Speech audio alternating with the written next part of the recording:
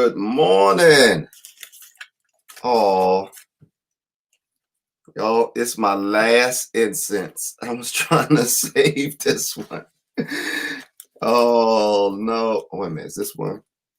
Not really, but I'm going to see if I can scrounge it. Good morning. Come on in. Come on in.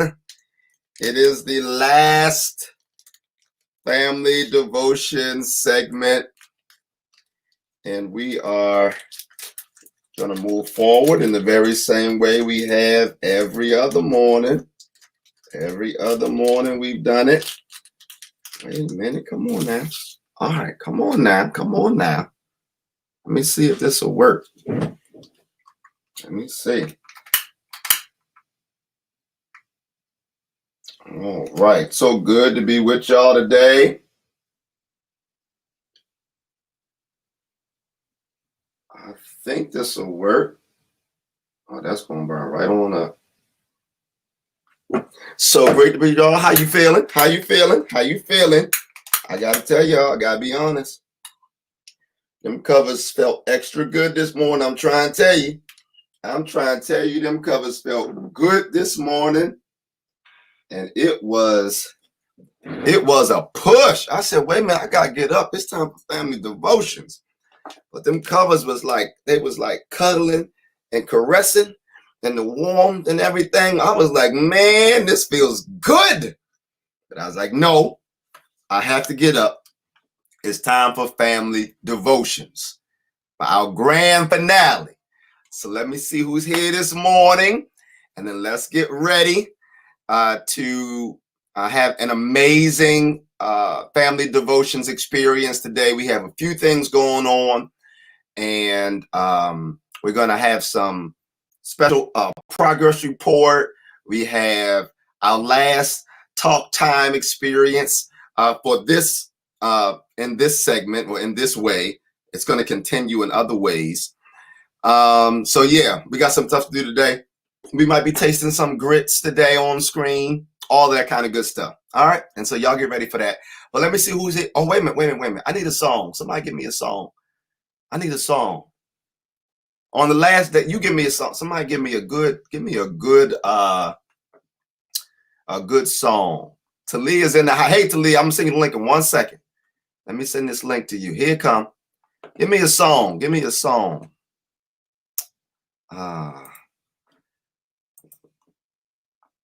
2 hours. Lord have mercy, Cousin Sharon. I don't know, Cousin Sharon. Lord have mercy. 2 hours, Lord. We'll see what we do. It's probably going to be an extended cut. We'll see. Give me this song. Here come Talia. Here come. Woo! Lord have mercy. And here it is. All right. And Cousin Misty. Here it is. I'm going to send it to both of y'all. We're going to have Talia come on first. Hey, Cousin Misty, Money Honey, there you go. All right, good. Y'all can send that same link to whoever else needs to get connected. But there you go. You should have it now.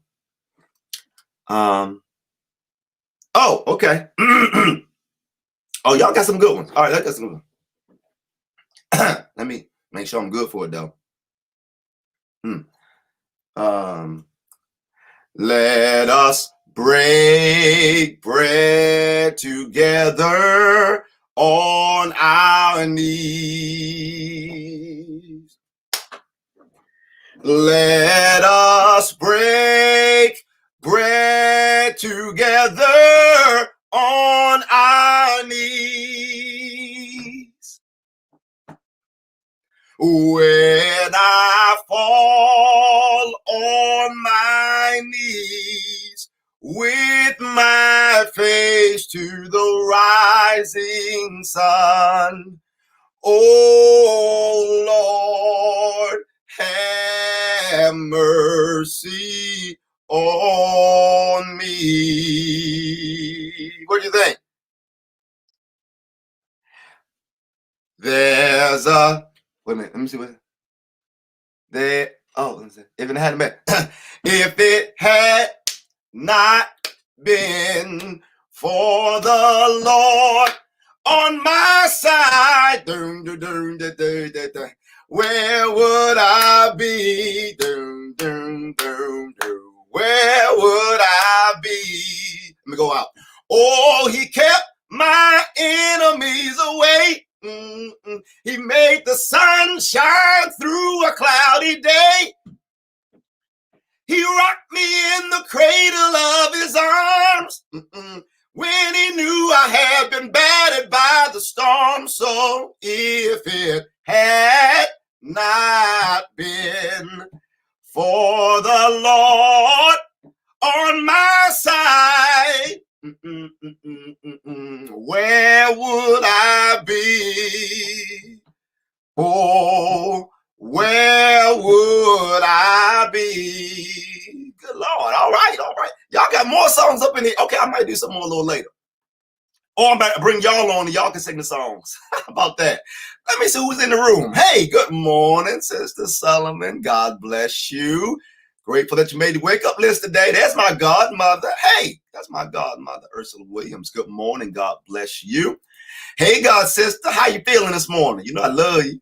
There's my God sister Kim. Hey. There's my other God sister Karen. Hey, Karen. Love you, Karen. Good to see you this morning. Hey, Sister Rush. God bless you. Thank you for being here this morning, watching on YouTube. Hey, Godmommy, look at you. Look at my godmother's what they call a little picture thing with the little mask across his face. Y'all, please be careful. Please be careful. My godmother, Robin Jackson, good morning, has a profile picture with a mask on the face of this picture. I just saw in the news, y'all, they found another variant of this coronavirus, and they say they don't think it's more deadly, but it is, from what they're saying, more contagious. It is easily transmissible. So please be careful. Please be careful. Did y'all see Talia back in the room? Didn't we miss our Talia?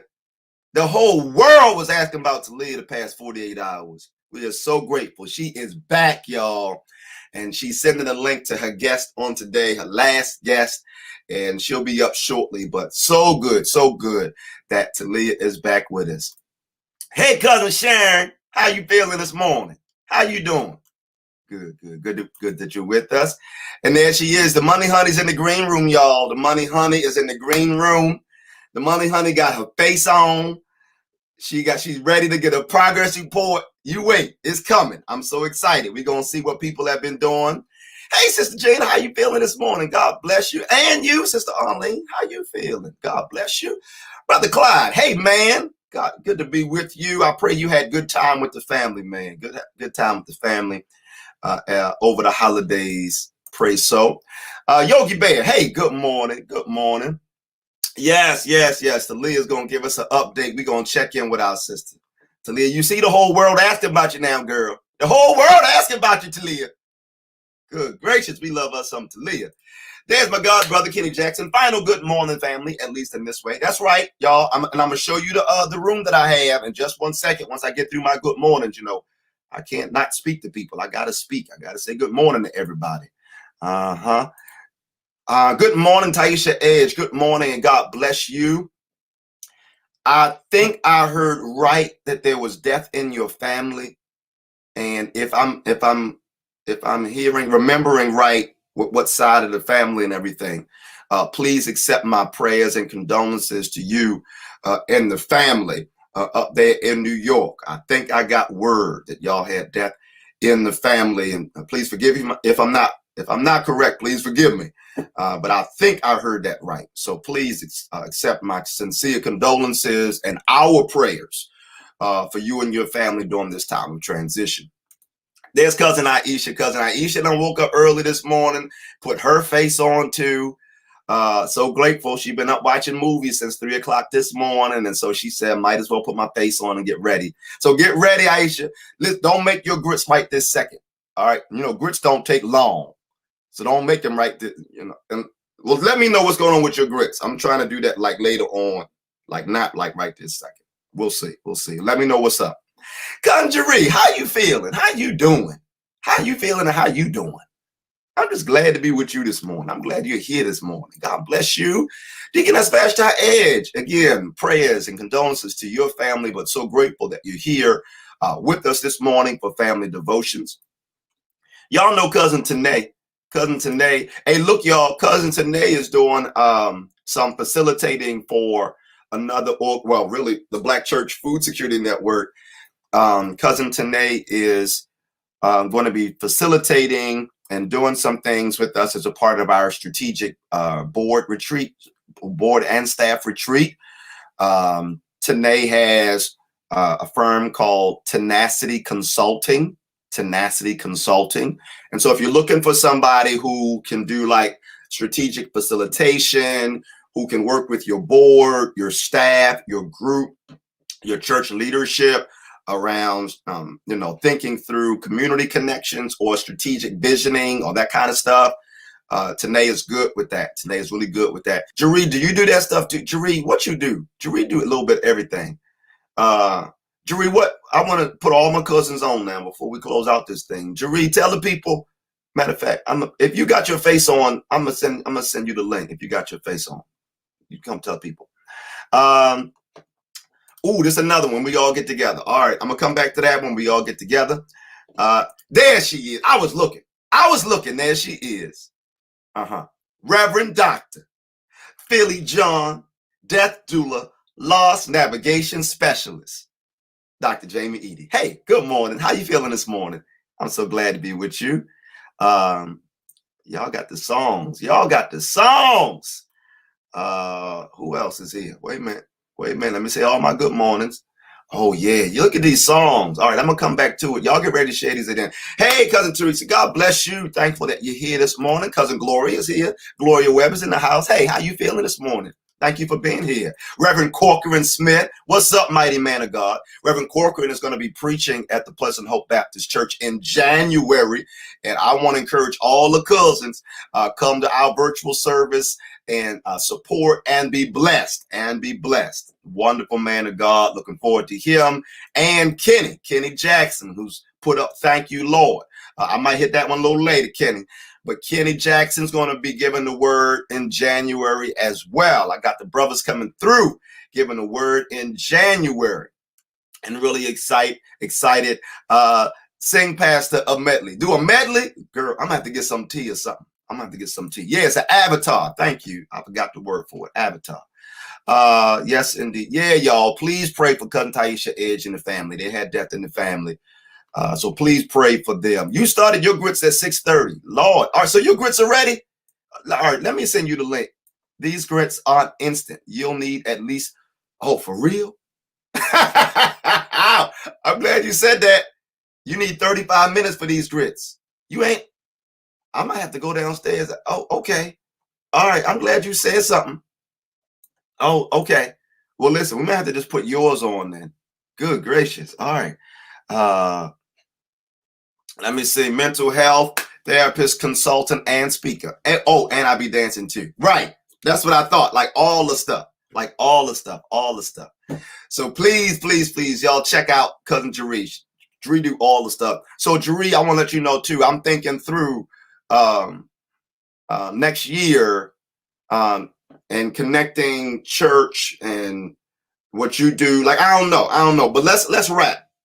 We're doing planning and budgeting and all that stuff for next year at Pleasant Hope Baptist Church. And you got all this genius and goodness all up inside of you. So I want to rap about how your ministry can have a greater stage within the life of the Pleasant Hope Baptist Church. And then how the church could support what you're doing as well with your firm and your business too. All right. So yeah. I appreciate that. Yeah, the other man grits be just a couple minutes. Talking about 35 minutes for these grits. My Lord. All right. Pastor Ronald Covington. Hey, good morning to you. God bless you. Thank God for you and your presence today. That's my man 50 grand right there. I appreciate him. Hey, good morning, Brother Bernard Watts. You know, I emailed you back, Brother Watts. I need to get a good number for you, but I'm glad Talia is here. But just for future reference, I need to get a good number for you so I can make sure we can make that connection. Yeah, country, let's do it. There's some exciting stuff. Bridge building. We here, right? Bridge building is happening right now. bridge building.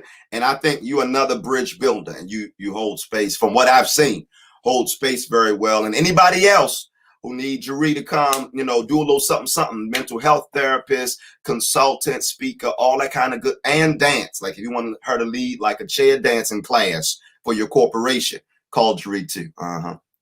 Yep. We need Sherry Hunt to give us Didn't It Rain. Don't make me pull up YouTube, Red.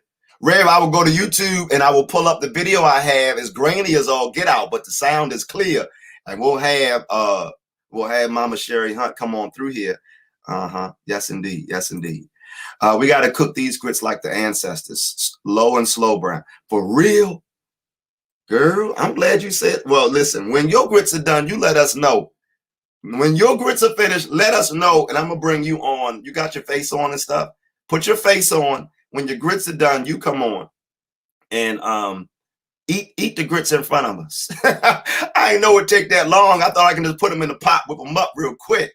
Low and slow. These are the ancestors' grits. These are the ancestors' grits. You need time. Lord have mercy. The other man be rushing with his grits. See, that's why we had to make a transition. Because the other man's grits, you just put them in the pot and they just ready. These are real grits. Right, Reverend Corcoran. These are real grits. You got to take your time with them. You can't just be breaking your foot off in them all quick like that. You got to take your time. All right, I get it. These are real grits. See, I ain't know. See, that's why. I didn't have this experience. This is exactly why we did it. So I got my grits down there and I thought I was going to go while Cousin Misty talking, whip them up real quick and bring it back. You tell me I need 35 minutes. Lord have mercy. All right. Never mind. You just bring yours on the screen. Let me see what you're talking about. All right. So y'all, we've been talking about our dear and wonderful sister Talia. Talia, you ready? How you feeling? You ready? All right. You think so, Talia? Let's bring her on. Now, I see her in the green room. Let me bring Talia on. We missed her so. Good morning, Talia. Good morning, Pastor. Oh, how you feeling on a scale of 1 to 10? How you feeling this morning? I'm good. You good? Yeah. Are you a 10? Are you like you a 7? You a 6? I'm gonna say I'm still tired, so I'm gonna say about a 9. Oh, you about a 9? Okay. Yeah, I feel you on the tired. I tell you the truth. I'm gonna just go ahead and confess. Talia, I was in the bed. I was rolling over under my covers. And God slapped me upside the head and said, it's 6:55. You got family devotions. I said, oh, Lord. I jumped up out the bed so fast. So I feel you on the tired, girl. I kept looking. I said, wait a minute. It's 7 o'clock. I looked again. Okay, it's 7:02. Still didn't get a notification. I know. 7:03. I know. I know. Is he sick or something?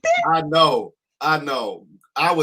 My alarm went off and I was like, hush, alarm. I ain't talking to you right now. And I rolled over. And listen, I promise y'all, I was about to oversleep on my own family devotion. It was about to be a grand finale in a whole different kind of way because I wasn't coming. I wasn't going to come. I was going to be in the bed today. But the Lord woke me up this morning and I'm grateful. Well, I made it. I washed my face. I brushed my teeth. You know what I'm saying? I've been wearing hats strong, Talia, because underneath this hat, girl, I ain't been in the barbershop in a minute. And I was telling my wife yesterday, she's like, when you going, bro? When you going back to the barbershop? And I was like, I don't know. I might grow locks. So I don't know. I might grow some locks or something. Can you imagine me with locks, Talia? Pastor Brown with locks. You can't see it. No. Look on this side. Can you see locks? Never. No. It just wouldn't look right on you. I don't know. I might try it. I'm going on sabbatical. I ain't got to be in front of nobody. I might just let my hair grow and grow and grow. Right now, what the sisters call it? Y'all call it the in-between phase.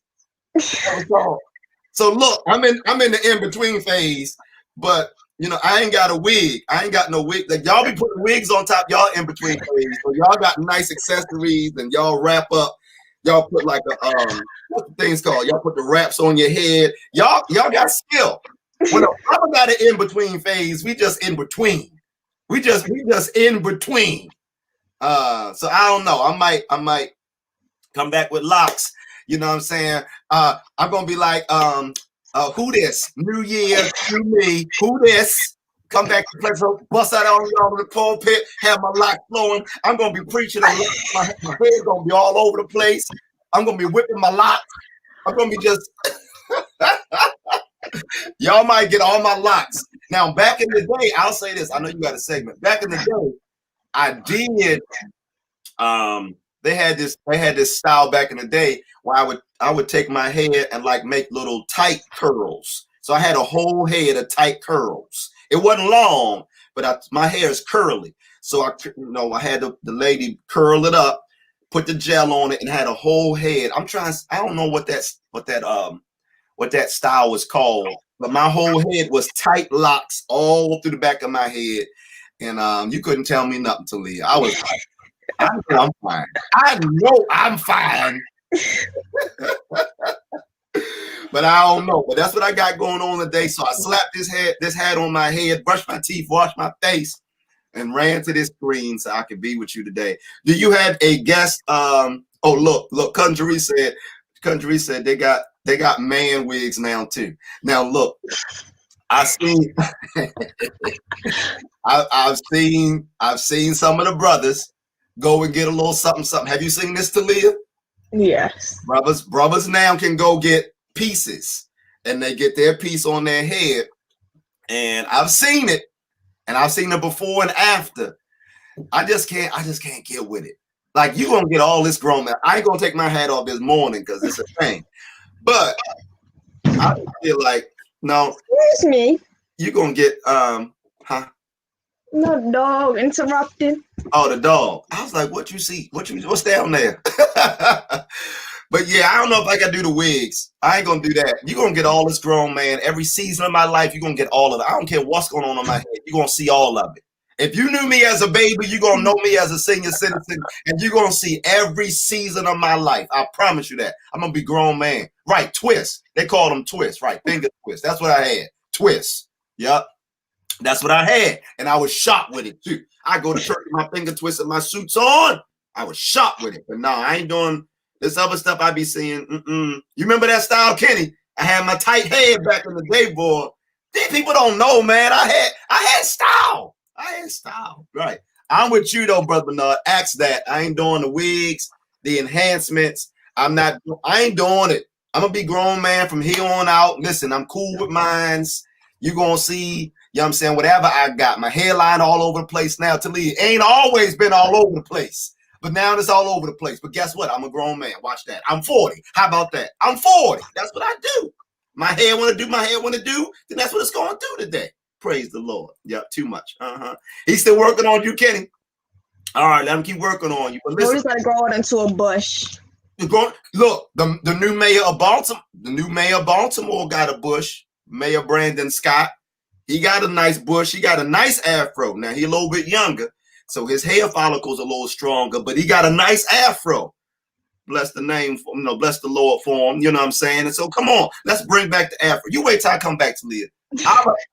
Don't miss it when I come. All I'm gonna say to Leah, when I come back from my sabbatical, don't miss it. You better be there because I'm gonna bust out on y'all. Y'all gonna be all up in the church sitting down. Where he at? I'm gonna bust out. Or I might just lower myself from the ceiling. I might just come down from the ceiling and just give y'all real soul glow. I might give y'all soul glow on my first Sunday back. Don't miss it to me. Everybody gonna be talking about it. I promise you that when I come back from this sabbatical. But let me get on out the way. You got a guest today? You got somebody to talk to? Yes. All right, before you talk to your guests, our entire family just wants to say thank you, Talia. You've done an amazing, amazing job with Talk Time with Talia, with your segment. We've watched you grow it. We've watched you expand it and bring young folks on for us to be inspired by. I want to let you know that God has used you as a portal to help bring inspiration to us, because the more you share and the more you introduce us to other young people, it really touches our hearts. And so I was saying the other day that ministry comes in all kinds of ways. And I have long believed and known that God has a special ministry concerning you as well. So thank you for your ministry. Thank you for what you're doing. Thank you for availing yourself to God, and continue to do that, Talia, throughout your whole life. I promise you, as you avail yourself to God more and more, God will reveal some stuff to you, open some doors, bring resources so that you can be a blessing to others and bless you as well. So continue doing what you're doing. Y'all, let's give Talia a hand of applause. Take all this love, Talia. Look at all this love. Let's get all this love. We love you, Talia. Look, take all this love, girl. We appreciate you.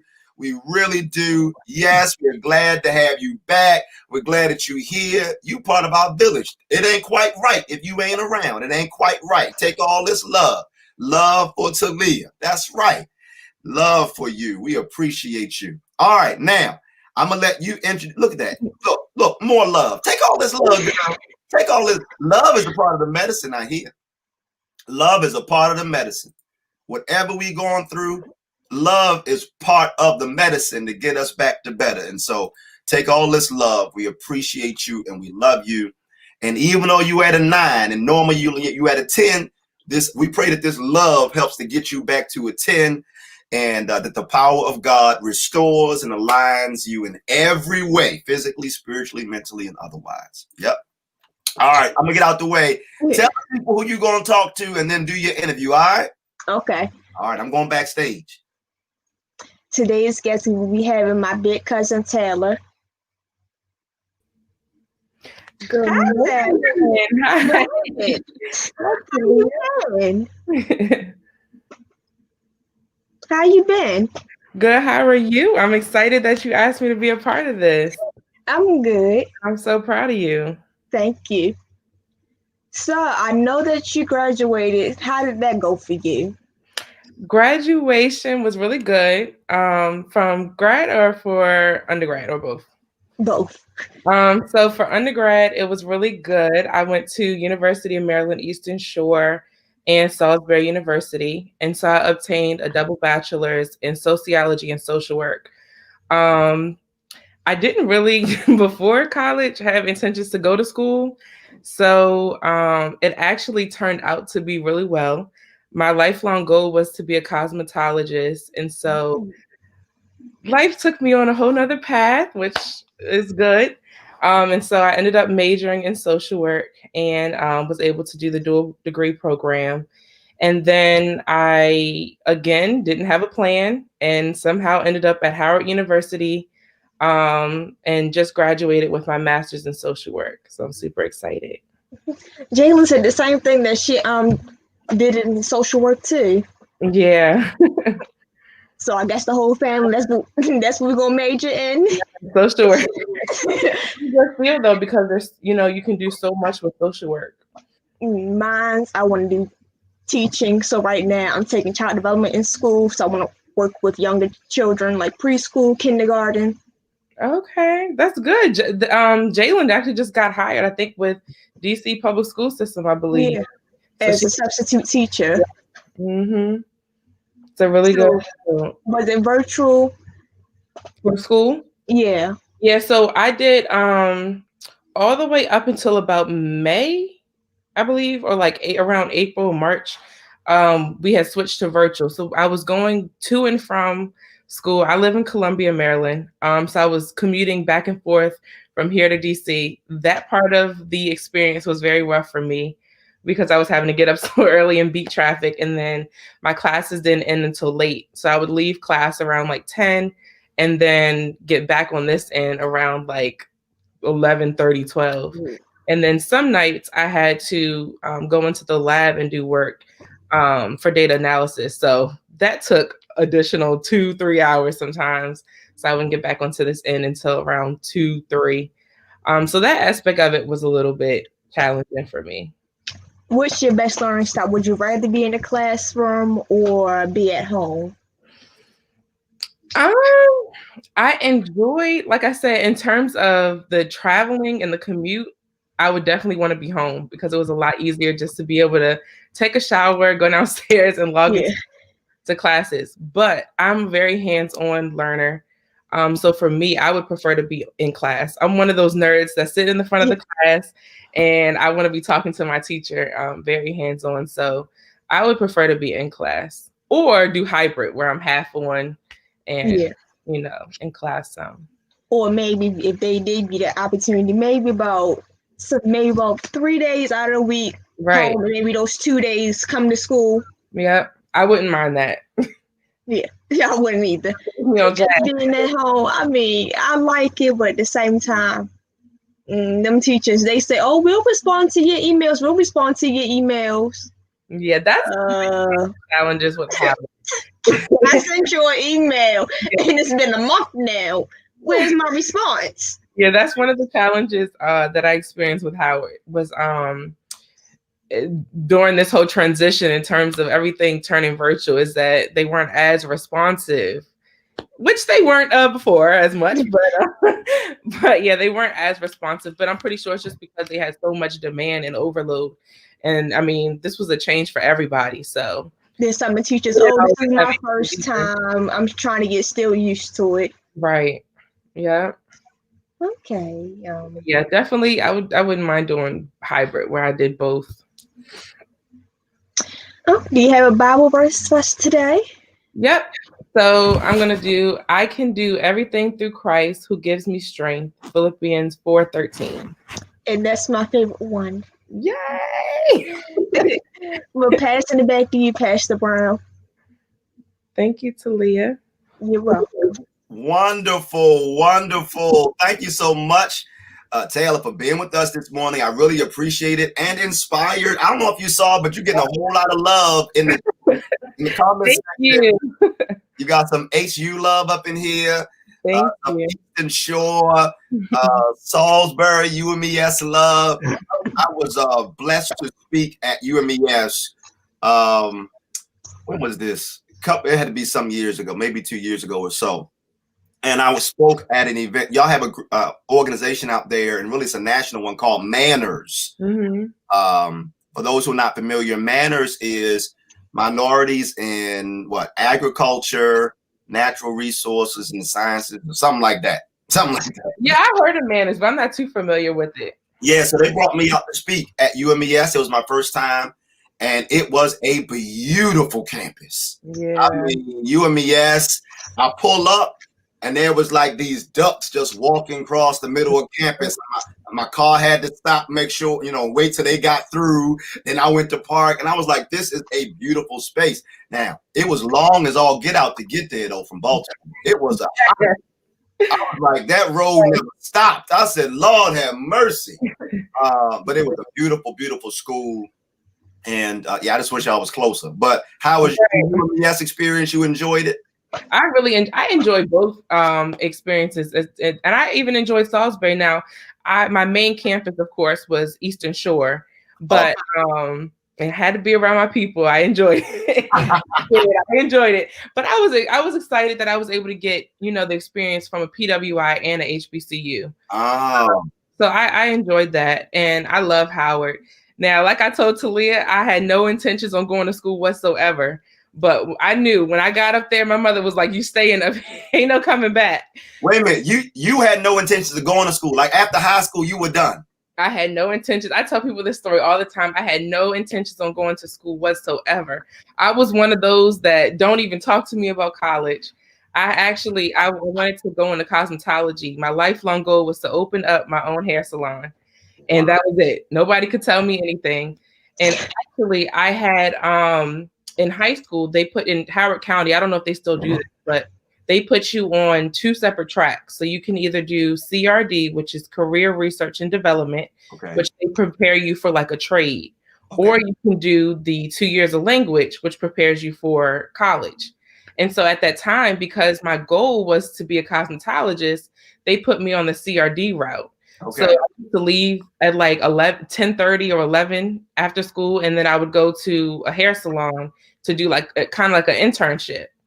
So my senior year, I think it was like the end of my junior year going into senior year, when I decided to go to school, it completely at that point kind of turned everything around, because now I wasn't prepared to go to college.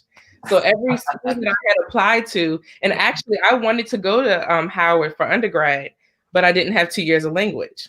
Dell State, no 2 years of language. I couldn't go anywhere because I didn't have 2 years of language. Honestly, I don't even remember applying to Eastern Shore. At that point, I had never even heard of the school. In the mail came my acceptance letter. My mom was like, "You're going." Wow. She was like, "I heard it's a beautiful campus. Let's drive down there." And actually, my aunt and uncle, Aunt Gwenny and Uncle Bernard had given us, because my mom at that time didn't have a vehicle. They had given my mom her car to take me down there. Look at family. Yes, yes. And I fell in love with the campus, and that's how it all started. Wow. Wonderful story.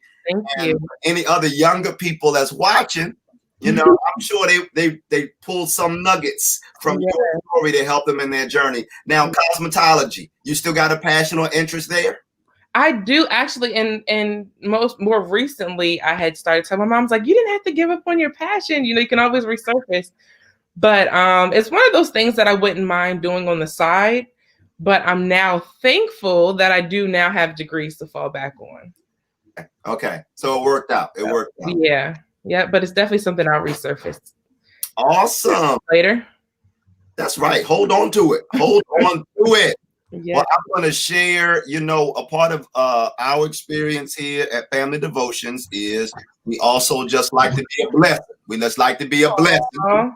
And so for those who are in a position to be a blessing to Taylor on this morning, just as a note of encouragement, a little push, a little puff of wind to the sails that she has and toward her own dreams and visions.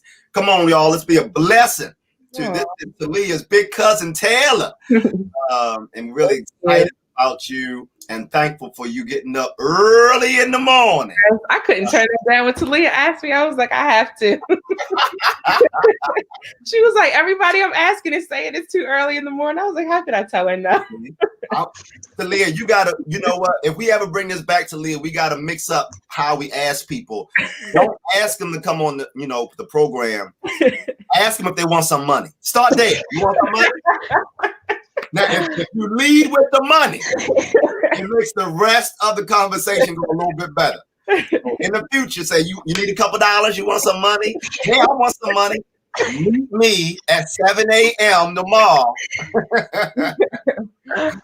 Oh, well, thank you, Taylor. I appreciate you. Thank you so much.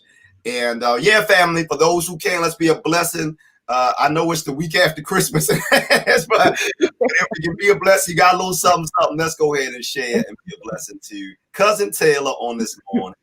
God bless you, sis. Thank you, and have a wonderful day. Much. You all too. All right. So Talia, again, another great job. Let me say, wait a minute. Let me get you. Let me do right. There it is. Talk time with Talia. Let me get you right. I had an idea, Talia. I had an idea because you were actually one of the first people that knew that a transition was coming for Family Devotions. And we talked about how and what your segment, you know, what we would do with your segment. And we talked about bringing you on for the Sunday services. And that's still a thing. We still got you there. But yesterday I created a group page for Family Devotions. And so if people go, matter of fact, let me see if I can share it because I had difficulty finding it yesterday. Let me see if I can share my screen and we can figure this out. So for people who want to connect with the group page, you go to Facebook, and I think if you go into the search bar, what did I call it? Family Devotions. Family Devotion. Let me see what come up. The group Family Devotions. There it is. There it is. So look, go to the search bar and just search Family Devotions. And when you do, here's the group right here. The first one. Got the little colorful picture. There's 5 members. Click that and it'll take you to our group. All right. And there we are. So Talia, I think, are you already inside, Talia? No, I'm about to do it right now. All right. So everybody who wants to stay connected beyond today, do what I just did. Go to search Family Devotions. It should come up. and at the top of it, you'll know it's it because it says Group by Pleasant Hope Baptist Church. Let me make it a little bigger so you can see it. A little bigger. There it is. All right. See it? It says Group by Pleasant Hope Baptist Church. So once you search in Facebook, Family Devotions, Group by Pleasant Hope Baptist Church, and then just connect yourself. Sister Arlene's already there. I see the Money Honey's already there. Sister Sullivan's already there, and a few others. All right. So y'all can come on in, come through the group.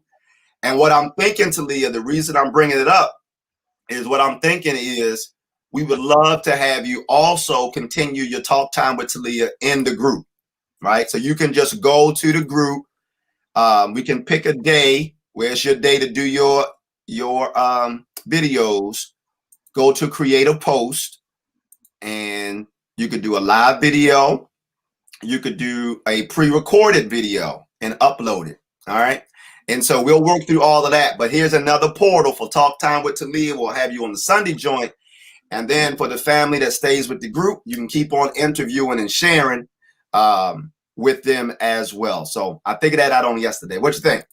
I like that idea. Like it? All right. So you're gonna have all these different portals and avenues and segments because we cannot have the absence of Talia in our lives. We need Talia until Talia is 87 years old. We want to see Talia grow all the way up, every stage of life. All right. So for those of you who want to be a blessing to our sister Talia, there's her Cash App as well. And I just want to invite y'all. Let's just continue to encourage this young lady. She means so much to us. She means so much to her family and to her church. She's a gift to us. And let's be a blessing as you are able. All right. So Talia, hold tight. Stay close. I might bring you back on. I don't know. But just stay a little close while we keep in today's finale of Family Devotions. All right. Okay. All right, cool. Thank you. Thank you. All right, y'all. So look, let's keep rolling. Speaking of the Money Honey and speaking of money and all that kind of good stuff, that's up next. We're going to go there. And I'm excited about getting an update. The Cash App. Did you? Okay. Here's, I'm sorry. Here is, there's Taylor's. There's Taylor's Cash App. And here is Talia's Cash App. Just for those who want to be a blessing to either one or to both or what have you, just a little encouragement. That special handshake that we do in church. Y'all know the handshake. Put a little something, something in there, right in that cup area. Put a little something right there. All that. Now, speaking of the special handshake and speaking of money, we're excited. Oh, thank you, Sister Sullivan says she'll help with the administrative stuff on the pay. More than welcome. We receive that. Thank you. All right, speaking of money, y'all know who coming up next? I'm talking about Misty Muhammad's Money Honey. Yeah. Misty, how you feeling this morning? I'm alive, I'm awake, and I feel great. Look, you got your face on, it's bright all up, you moisturize and everything, it's bright in the room and all that good stuff. You ready to take for a long way. So for those that have missed it, I asked cousin Misty to come and to provide a progress report because wait a minute. Somebody, the Money Honey, right. But wait a minute. That's Reverend Dr. Shonda Nicole Gladden. Good morning, Dr. Gladden. I think you're just getting here. Y'all pray for Dr. Gladden. Dr. Gladden is doing old school 5-night revivals. Every night she's on somebody's screen, preaching, teaching, sharing. And she's in this new app called Clubhouse. Y'all know about Clubhouse? Oh, yes. I'm hearing about Clubhouse. I got an Android, so I ain't in the club yet. But Clubhouse seems to be jumping off a whole lot of folk. So Dr. Gladden is on Clubhouse evangelizing unto the Lord too. So she goes from streams, the videos, the Clubhouse. She just spreading the good news of Jesus everywhere. So thank you. Good morning, Dr. Gladden. I was missing you. I'll come back to you in 1 second. But Cousin Misty, I asked Cousin Misty to come to give a progress report because y'all remember on Whip, what is it, Misty? Whip Some Assets Wednesday. Whip some assets. All that. I ain't gonna say it. See, my throat even clogged up when I say it because on family devotion. But when you came on, I had long been thinking about how we could have segments during family devotions that could help to provide information, and then how we can also honor the various genius and the gifts in the room. I've been thinking that through. And so you actually inboxed me before I started family devotions. You inboxed and was like, hey, hey, Pastor Heber, I do this financial stuff. And, if you need anything, let me know. I was like, I'm good. Right. I'm going to keep you in mind. And I just kept that. I honestly did. Sometimes I'd be like, I'm good. I'm keeping it in mind. I'd be like, file 13, flush it down the toilet. Gone. And then too, to be straight up, so many people come like, I'm doing financial stuff. I'm doing financial. Like, it's not as bad, but people have seen like these Forex people. Right. I don't even friend them on Facebook. Yeah. And I'm like, yo, like y'all everywhere. Okay. All right. So sometimes with the financial advisor piece, I know so many folk who do it. I'm like, okay, all right. I'm glad you do it. And in the past, I've tried to I have made connections between those folks and the congregation, because I really want every single member of Pleasant Hope Baptist Church to have a firm financial foundation. And so I have created these spaces where folks come in and talk to the congregation. So you reached out to me talking about I do this stuff. I was like, okay, I'm good. I'll keep it in mind. And then family devotions comes along, and I'm thinking about these segments, and I'm like, wait, this lady named Misty Muhammad, who know my wife, who from an area where I know the area well. Like, shout out to Turner Station. Yes, for life. Yes, for life. For life. It's almost like a street organization. It's like blood, right? Yes, for life. Like it's all same level. And so reaching out to you was like a no-brainer, because I was like, yeah, let me start with the sister that just reached out. And you came on and listened. The way you broke stuff down, the way you spoke in plain language, the way that you gave information without pressuring people. I was like, yup, Cousin Misty the one. The money honey is the one. And I just want to thank you as well, just for giving us what we need. Your passion comes through when you talk about this stuff, Cousin Misty. Like, it's very clear. This is hard work for you. This is not just let me make a quick buck, or let me get up, let me come up, let me get the bag. It is so clear. This is a part of your heart work. And I just want to thank you for pouring out from your heart in our direction. There are people who are watching, and people who come to family devotions who I know you have helped, or you're having conversation with. What kind of progress report do you have this morning? Share some stuff with us and just give us some words. Just help the people this morning. Well, first of all, I just want to say great rising to the family. And I'm so excited to be here. I think I told you last time, it's like, this is like my favorite place to be in the morning. So as much as I understand that you need to take the sabbatical, there's still like a part of me that's just like, what? What? From like The Color Purple. So, so I just want to thank you for just, allowing me to be in a space. I don't take that lightly. So I know that when someone actually allows you to have access to their, their following and to their group, that's an honor. And so I just want to thank you. And we've actually talked a few times over the years, and tried to get me connected to the church. And so, it kind of reminds me of Ecclesiastes 3. It's like everything happens in its time. Right. And so I don't think it's by accident at all. That the timing was just right. Right. I'm pretty sure I'm a much better presenter than I would have been 3 or 4 years ago. So yes. So I just want to thank you for allowing me to be here and to share the space with you all every morning. This is amazing. So there were 10 people that actually reached out to me. Wow, awesome. Yeah.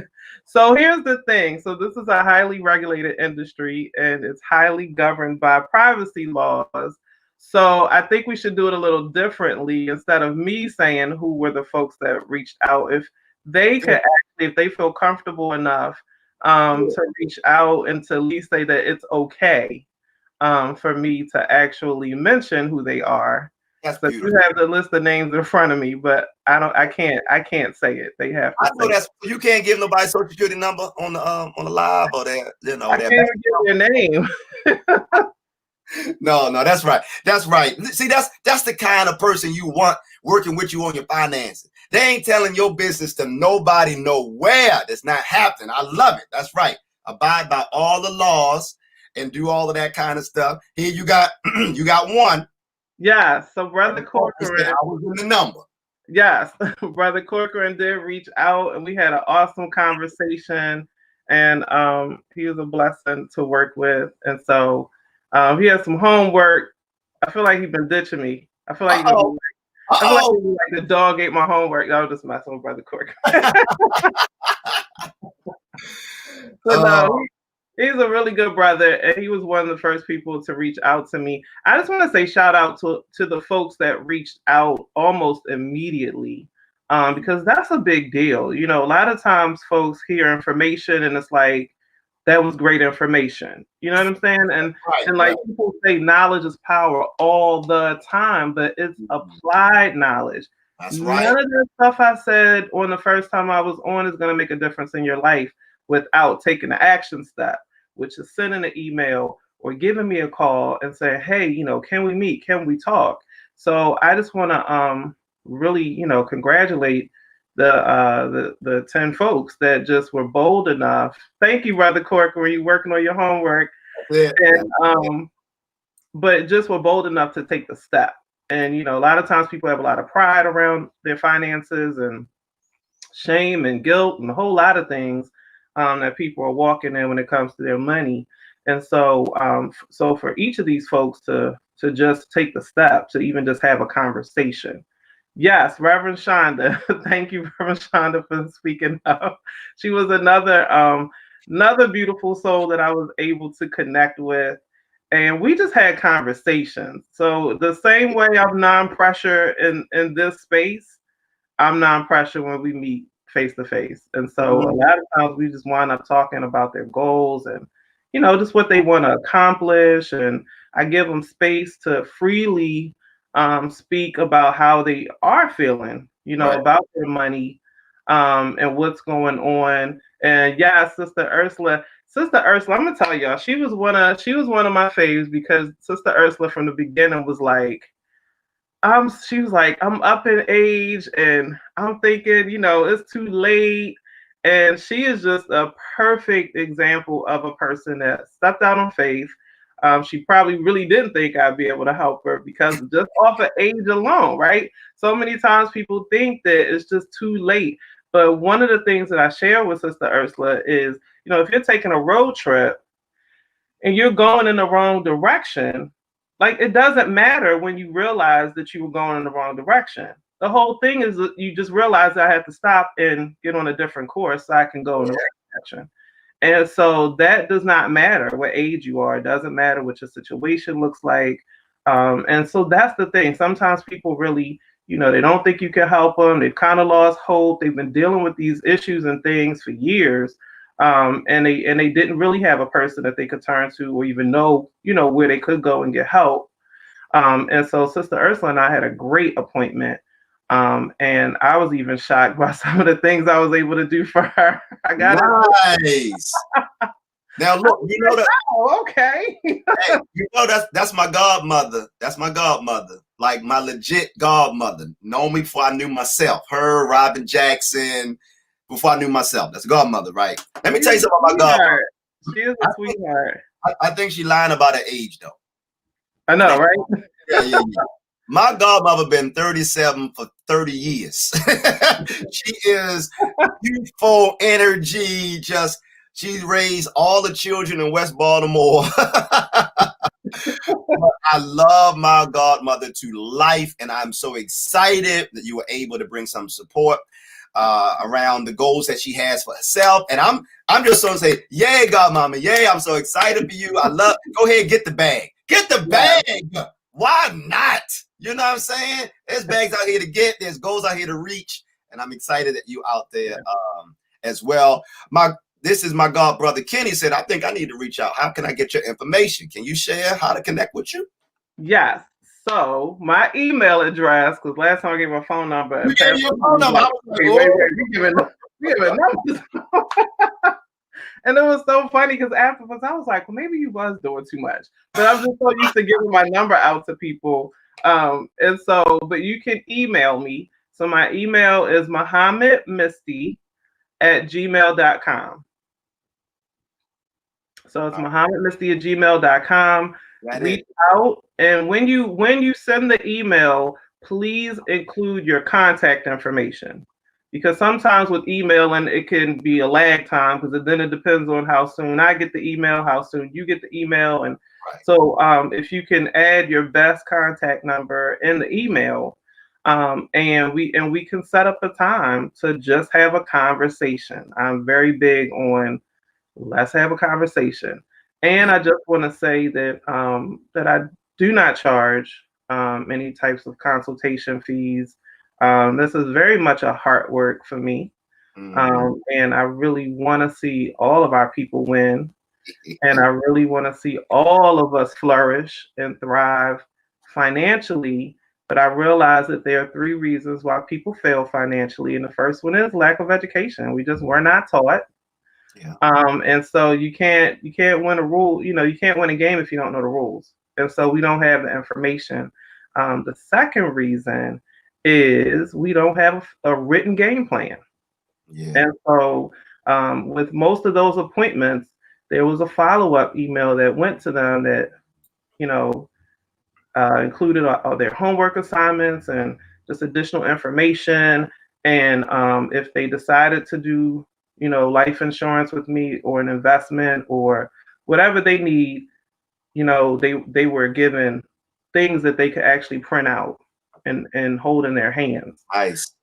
And so so we want to write the vision and make it plain. And so it's important to write these things down. So, if they didn't have a budget, I sent them a budget sheet so they could fill in their budget so they can see where their money is going. And then the last reason that people do right after the new year. Okay. Well, look, we're going to talk about that too, but we'll wait till after the new year. But the last reason is no accountability. Yeah. And so with each of the, I haven't actually talked to the 10th person yet. They reached out, but they wanted to meet in the new year. But for the other, actually, I'm sorry, out of the 10, it's 2 that I've not physically talked to. Okay. So it's been 8 out of the 10 that we've actually sat on an actual appointment. But the thing is accountability. And that's the biggest piece, because in all of our talks, it wasn't like we just talked that one time and they never heard from me again.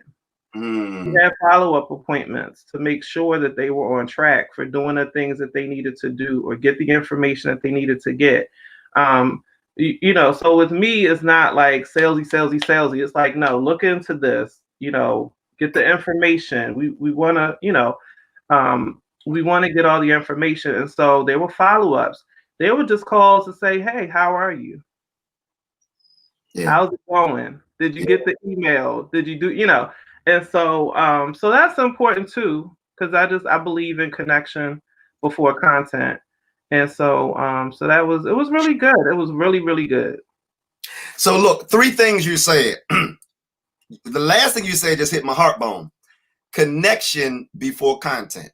Now, for a long time at Pleasant Hope, I've been saying at the church, after the sermon, when it's time to invite people, come on down. And matter of fact, my god brother Kenny said, I'll let you enjoy your holiday. I'll get there after New Year. That kind of in my pastor preacher ears sounds like I'll join next Sunday, Rev. I'll join the church next Sunday, Rev. Like, don't wait. If you feel it, walk down the aisle right now. Right. But what I would say during the invitation, at church is, especially in the context of demographic where we are, where our church is situated, located, I would say, listen, you don't have to believe in order to belong. Mm-hmm. That's what I would say to people.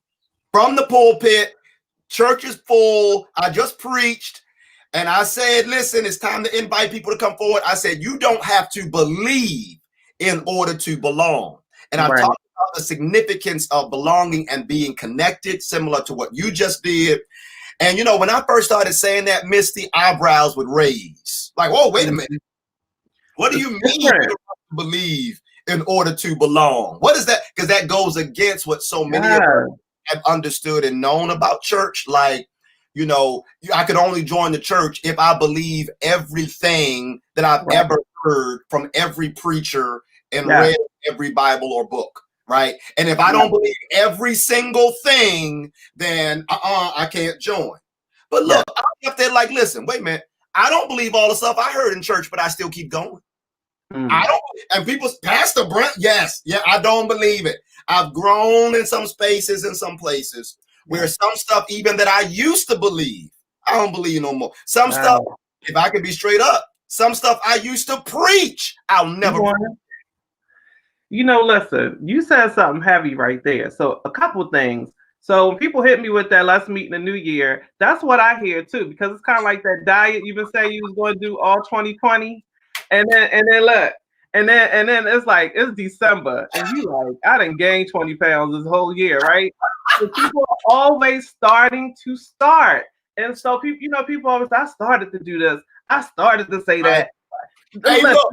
Hey, Missy, that's what black people think. Black people going black people along as black people, right? We always fitting her. We fitting her. I'm fitting her. I'm like, listen, just start. It's just a conversation. Because here's the thing, and I did want to share some points actually about this, about how to put a wealth plan together. We never talked about this, but anytime I'm blessed to you know, have the spotlight, I always want to add value to the room and to the conversation. And 2021 started now, like a week ago, like 3 weeks ago. Like, I promise you, if you know, I'm gonna share me for a second. So I've been heavy my whole life, you know, overweight. And I remember being in a space years ago where I would always wait till Sunday or Monday, right? Whatever I was going to do. It was like, oh, I'm going to start on Sunday. I'm going to start on Monday, right? Then I grew to understand that if I was really serious about what I was endeavoring to do, I could start on Wednesday. I could start on Thursday. I could start on a Tuesday. Like, it didn't matter. You understand what I'm saying? Because once you make the decision to start, the best thing to do is to take the next step. You can start that same day. Like, I don't care if you had Snickers this morning already. It's only 8-something in the morning. You can make a decision to eat the next meal that's healthy. You can start with the next meal. You understand what I'm saying? You don't have to wait. And so I think one of the huge mistakes that people make when it comes to doing anything in the new year is they want to wait until the new year. And it's like 2020 is already here. Oh, for real. For real. This 2021 is already here. So it's like, listen, you can do it now. Why? Because it's just a conversation. You haven't committed to do anything other than to have a conversation, right? Yeah. And so I wanted to share with the family this morning about how to build your wealth plan. Okay, because you can do that and you can do it. It starts today. So the first thing is you have to know exactly what you want. So you have to spend some time really figuring out what it is that you want. And it's different from person to person. So you got to figure out what you want, and you got to be very specific. You got to be very specific. No, say it right, because black people going black people now. Right. You got to be very specific. Right. So you got to, I love us. But you gotta be very specific, right? And so it starts with speaking. So the first thing you have to do is write out your affirmations, right? Because we say in the beginning was the word, right? And so speak your affirmations, write them down, and put them in the room where you are the most. So whether if that is the bathroom where you want to say them first thing in the morning when you're in there brushing your teeth and whatever, but no more than 6 and read them twice a day. It is very, very important when you are trying to establish a new pattern, a new mindset, that you have to retrain your brain. So these are like brain exercises. Because why? If you just say it one time and it's fleeting, your brain will not hold on to it. So all of our brains operate off of something called a negativity bias, meaning our minds just naturally hold on to the negativity.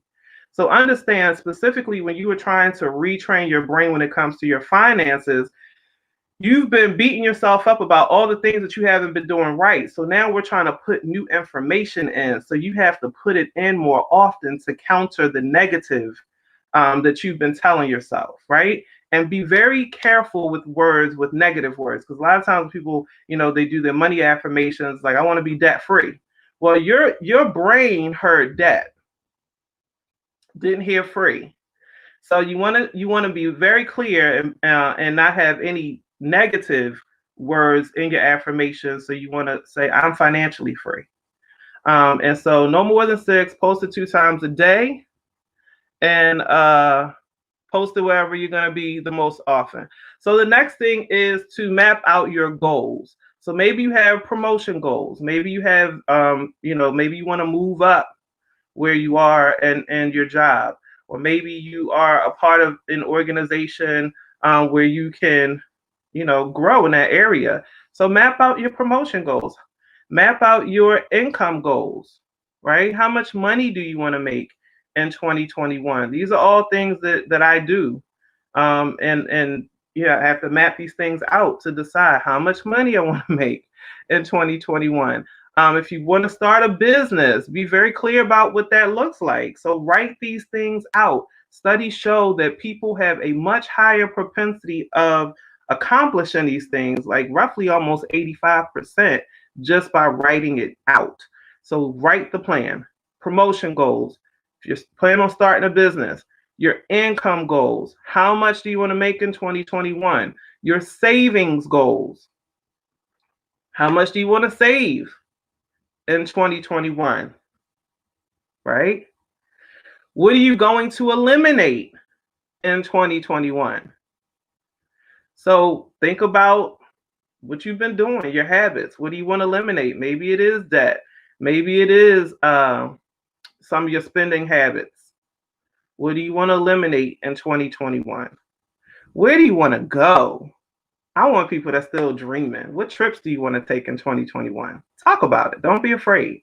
This is your time. This is your personal time with you and the divine and the universe. So you gotta let your intentions be known. Where do you want to go? I know I'll be in Florida, Jamaica, be in Dubai in October.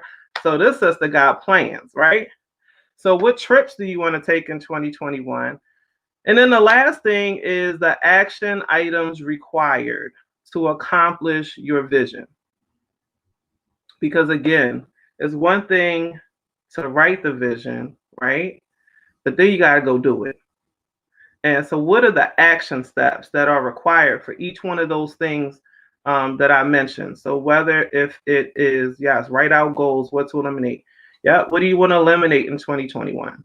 And then write out the action steps that it's going to take. And I want to say that a part of one of your action steps really should be to have mentorship in this area, or just some accountability, or just, somebody that can hold you accountable in this area, whether if it's, myself, or if you're already working with a professional, or you have somebody in your family or in your circle.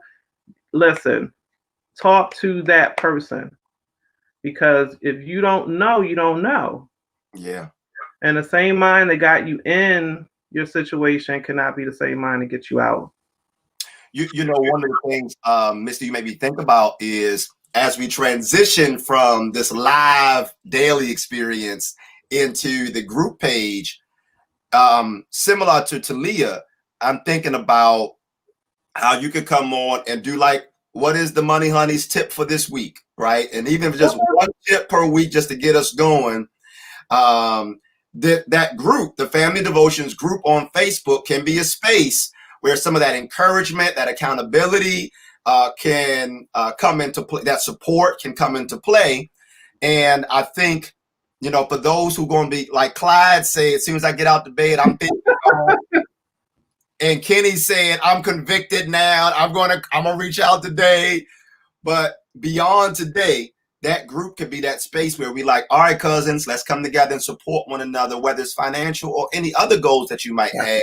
It's just, I mean, one of the spiritual gifts that I think that I celebrate in our culture is like we cheerleaders. Like, you know, when somebody start dancing like, hey, like a rallying cry. There's some power behind that. That's like some ancestral spiritual power. It is. Oh my goodness. Hey, always on. And so whatever your, you know, do your dance, whatever your dance look like, maybe it's financial, career, or entrepreneurship, even relationship. I had some folk hit me up like, Pastor Brown, I got this relationship issue I'm working through. And I was like, you know, thank you so much for sharing, because sometimes even with relationships, similar to money, we try to navigate these spaces all by ourselves, but nobody never taught us. And, you know, we've never looked at ourselves in the mirror deeply in this way. And so I just appreciate Sanctuary, the safe place to be like, get the information and have the conversation. You said something, Misty, that's probably something that a lot of people was waiting to hear. When you said it don't cost nothing to have a conversation with you, because you know somebody was like, how much does it cost? If I reach out to her, what's she gonna charge me? Right. But just said it don't cost nothing to have the conversation. Yes. I heard that. Cost you a thing. And it will be well worth your time spent. And so one thing I never believe in doing is wasting people's time. So you will enjoy our conversation. Now look, you got Sister Lamitra said, let me scroll up, because Sister Lamitra said that y'all connected. She said she met you when she was working with B. Skinner. Yes, so she probably did meet me, because Brandy Skinner is one of my business partners. And so yes, so the name doesn't. I'm a face person. Let me just say that. But but yeah, so Brandy is like I always so I give people hashtags, and so Brandy is me and my hitter. So that's always Brandy. my hitter. So Brandy is she's also a friend. And so I think, to me, that's one of the amazing things about this business is it has allowed me to make new friends and to just have really good people in my life. That it just started out with business, but our relationship has blossomed into something that I never thought it would be. It was actually another sister I just forgot about. She was not on my list, but we talked. We had a really good conversation, and she had commented on my thread, one of my threads yesterday, about my waist beads. But and she was just like, "I really consider you a dear sister and a friend." And so it's just like, yes, I feel the same way. And so it just have the conversation. You never know. Sometimes I'm thinking the conversation is gonna go one way, it totally goes someplace different. And so we're connected. Good. So look, I want to do a roll call super quick, y'all. All the cousins watching, come on now. We've heard Cousin Misty. Now I want to ask people to share voluntarily, to share maybe what some of your goals are. So look, this is what I did. I've been reading a lot of articles about the money moves that people can make near the end of a year to help to, for instance, reduce their tax burden in the following year, to set themselves up to get a running start into the next year financially. So when Cousin Misty said that next year started like 3 weeks ago, like that's for real. So one of the things I did, Cousin Misty, was I opened up. Now I'm gonna share y'all. Listen, I'm learning. Like, I don't know all this stuff. I read a lot, and since August, I've been really focusing on reading more and learning about retirement accounts, investment accounts, finances, all of that. I've had it since I was 20 something, but I was kind of like in that position where I was like, here, just take my money and do right with it. Right. And thankfully I have folk who did right with it. So I'm doing good today. Praise God. But the past 4 months or so, Mm-hmm. I've really been leaning in like, let me look at this myself. Yes. Cousin Misty, what I have learned and what I have seen has really inspired me to no end. So a few things I've done. I learned, and maybe y'all knew this. Y'all ain't tell me though, so I blame y'all.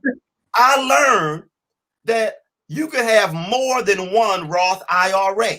You can have one IRA. I ain't know that. Y'all didn't tell me. You can. There are limits, like the dollar amount limit, $6,000 for this year, right? In terms of your contributions to those accounts, whether a Roth IRA or regular traditional IRA, $6,000 is the max of what you can contribute this year. And so across all of your IRAs, your contributions can't hit more than 6, from what I understand. Yeah. Am I still right, Misty? You were right. You're on point. So look what I did yesterday. I opened another Roth IRA. Yes, I did. I did it on yesterday. And I put more money in another Roth IRA. Awesome. One that I, like the other ones that I have, I can log in and look at my stuff. But the one I opened yesterday, like I control it, run it. I'm all up under the guts. I'm under the hood. I'm in it because I'm the one who set it up from the very beginning. Nice. I didn't know I could do that. I didn't know I could set up my stuff, but that's what I did.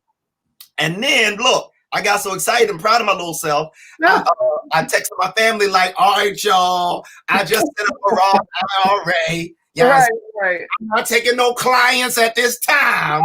I love it. I texted my dad and my brothers and I was like, what strategic money moves are you going to make before January 1st? So one of my other brothers was like, all right, look, I just took my money and I maxed out on my 401k, something. I was like, all right, good, bro, good. Then my dad was like, I got some goals to do this, that, and the third, and I'm going to do that. I was like, go, Dad. I'm waiting for my one final brother. My other brother ain't say nothing yet. I'm going to text him in a minute because he ain't say nothing yet. But I'm like, listen, before January 1 come, let's all make some kind of move. Make your move, right? And so whether it's Roth IRA, whether it's traditional IRA, I even found something misty. I even found a space. I've been thinking and talking about investment clubs with a bunch of folks. I found a company that I can go in and initiate and open up the account for our group investment club. And yes, I'm gonna share that with the folk I've been talking to probably today or tomorrow and be like, y'all, we can open this up. Right. Get our investment club together, or I forgot what this account is called. There's another account where you can put your money in it in order to support charities, and you get some like the rich, wealthy white people do. Money in some type of fund to support charities, charitable stuff, and it's some type of benefit, tax benefit, etc. to them. Like I'm trying to be like that. Like I only got like $50, but I'm gonna open up funds. And I want to start being a blessing to people through the fund and also get some tax benefits too. Are there some other end of year money moves that you could lift up for people to go do homework on or think about? We got like what, 48 hours before January. Anything? Honestly, the biggest thing I think is just find out what you need to know. Because so many times people are walking in the dark. Man. So it might not be start a new account or something like that, but it's just like find out what's going on with the stuff that you got. Sometimes folks don't know what's going on with their retirement. They don't know how much of a rate of return they're getting on it. They don't know how it's invested. They don't even know how much is in the account. And I will say this: if you have any kind of money, like there's a separation of service with a former employer, move it. Like yesterday. So, because really what people don't realize, and a lot of it is just, they don't know that they're supposed to even do this. But I always ask people, if you were in a relationship and you guys had a joint account and you broke up, would you continue to leave that account open? And everybody hands down is like, what? No, I wouldn't do that. But that's exactly what you do when you leave money with the former employer. So what happened to that money? Because I was so happy just to leave the job. I just ain't want them to do with them no more. I just left, like, just buy, take the stuff. But if I got money, it's yours. I got to go and call them people? So, well, what you can do is you can, so you can either call have to have a conversation. Never mind. I'll email you, Misty. No, but the process is really simple. You just need to find out who the custodian of the account is. So the company that's managing the funds. You need to get your account number and find out how much is in there, and we can roll that bad boy over. Do you know there's like a time limit? Like if you don't deal with it by a certain time, then it's gone? No, but see, here's the thing. Because there is a separation of service, it's first of all, it's just leaving money on the table. But understand that they don't have any vested interest in making the money grow. It's just sitting there. So nobody's really caring what's going on with it. So it's not like you understand what I'm saying? It's not like if the people that work there that are actively contributing to their funds and things like that are it's about priorities. So it's just kind of like sitting there. So it's not like it's going to hurt anything unless the company were to have financial troubles. My understanding is that they can use that, the money that's there as part of their, yeah. I needed you like 20 years ago to drop that on. I mean, today's a good day to start, but 20 years ago, because some people got my money and I was like, you know what? I'm so through with y'all. Take all your stuff and get out my house. I'm done with y'all. But I got a couple dollars. Let me go get my money. Stop. I have a few pending rollovers. Just let people know that. And so they're in the process of getting the information. Like, this is what I got. And so we have dates to set that up. Yeah, because it's your money. And so the reality of it is also, too, most likely it's invested in mutual funds. So if you guys remember what I said about mutual funds, right. One of the strategies is with you contributing every month, then you get to take advantage of the highs and lows of the market. So it's a strategy called dollar cost averaging, right? Mm-hmm. Well, without any contributions, that strategy is totally null and void because you're not. It will still grow. Like what's there will still grow because it's not like it really can, but not like it really could. Yeah. And so there's a huge difference between what we call institutionalized money, right? And that's the plan that you have through the job. And when you think about being institutionalized, it's not a lot of wiggle room that you got. You know what I mean? It's not money. Right. And they're all up in here. Right. And so we need to take it from being institutionalized to uninstitutionalized because the IRS treats the money differently. And you have a lot more options. And that's a part of your retirement. So, why not make it work for you? You got my money institute. Free my money, man. Free my money. Stop playing. Free my money. Give me free.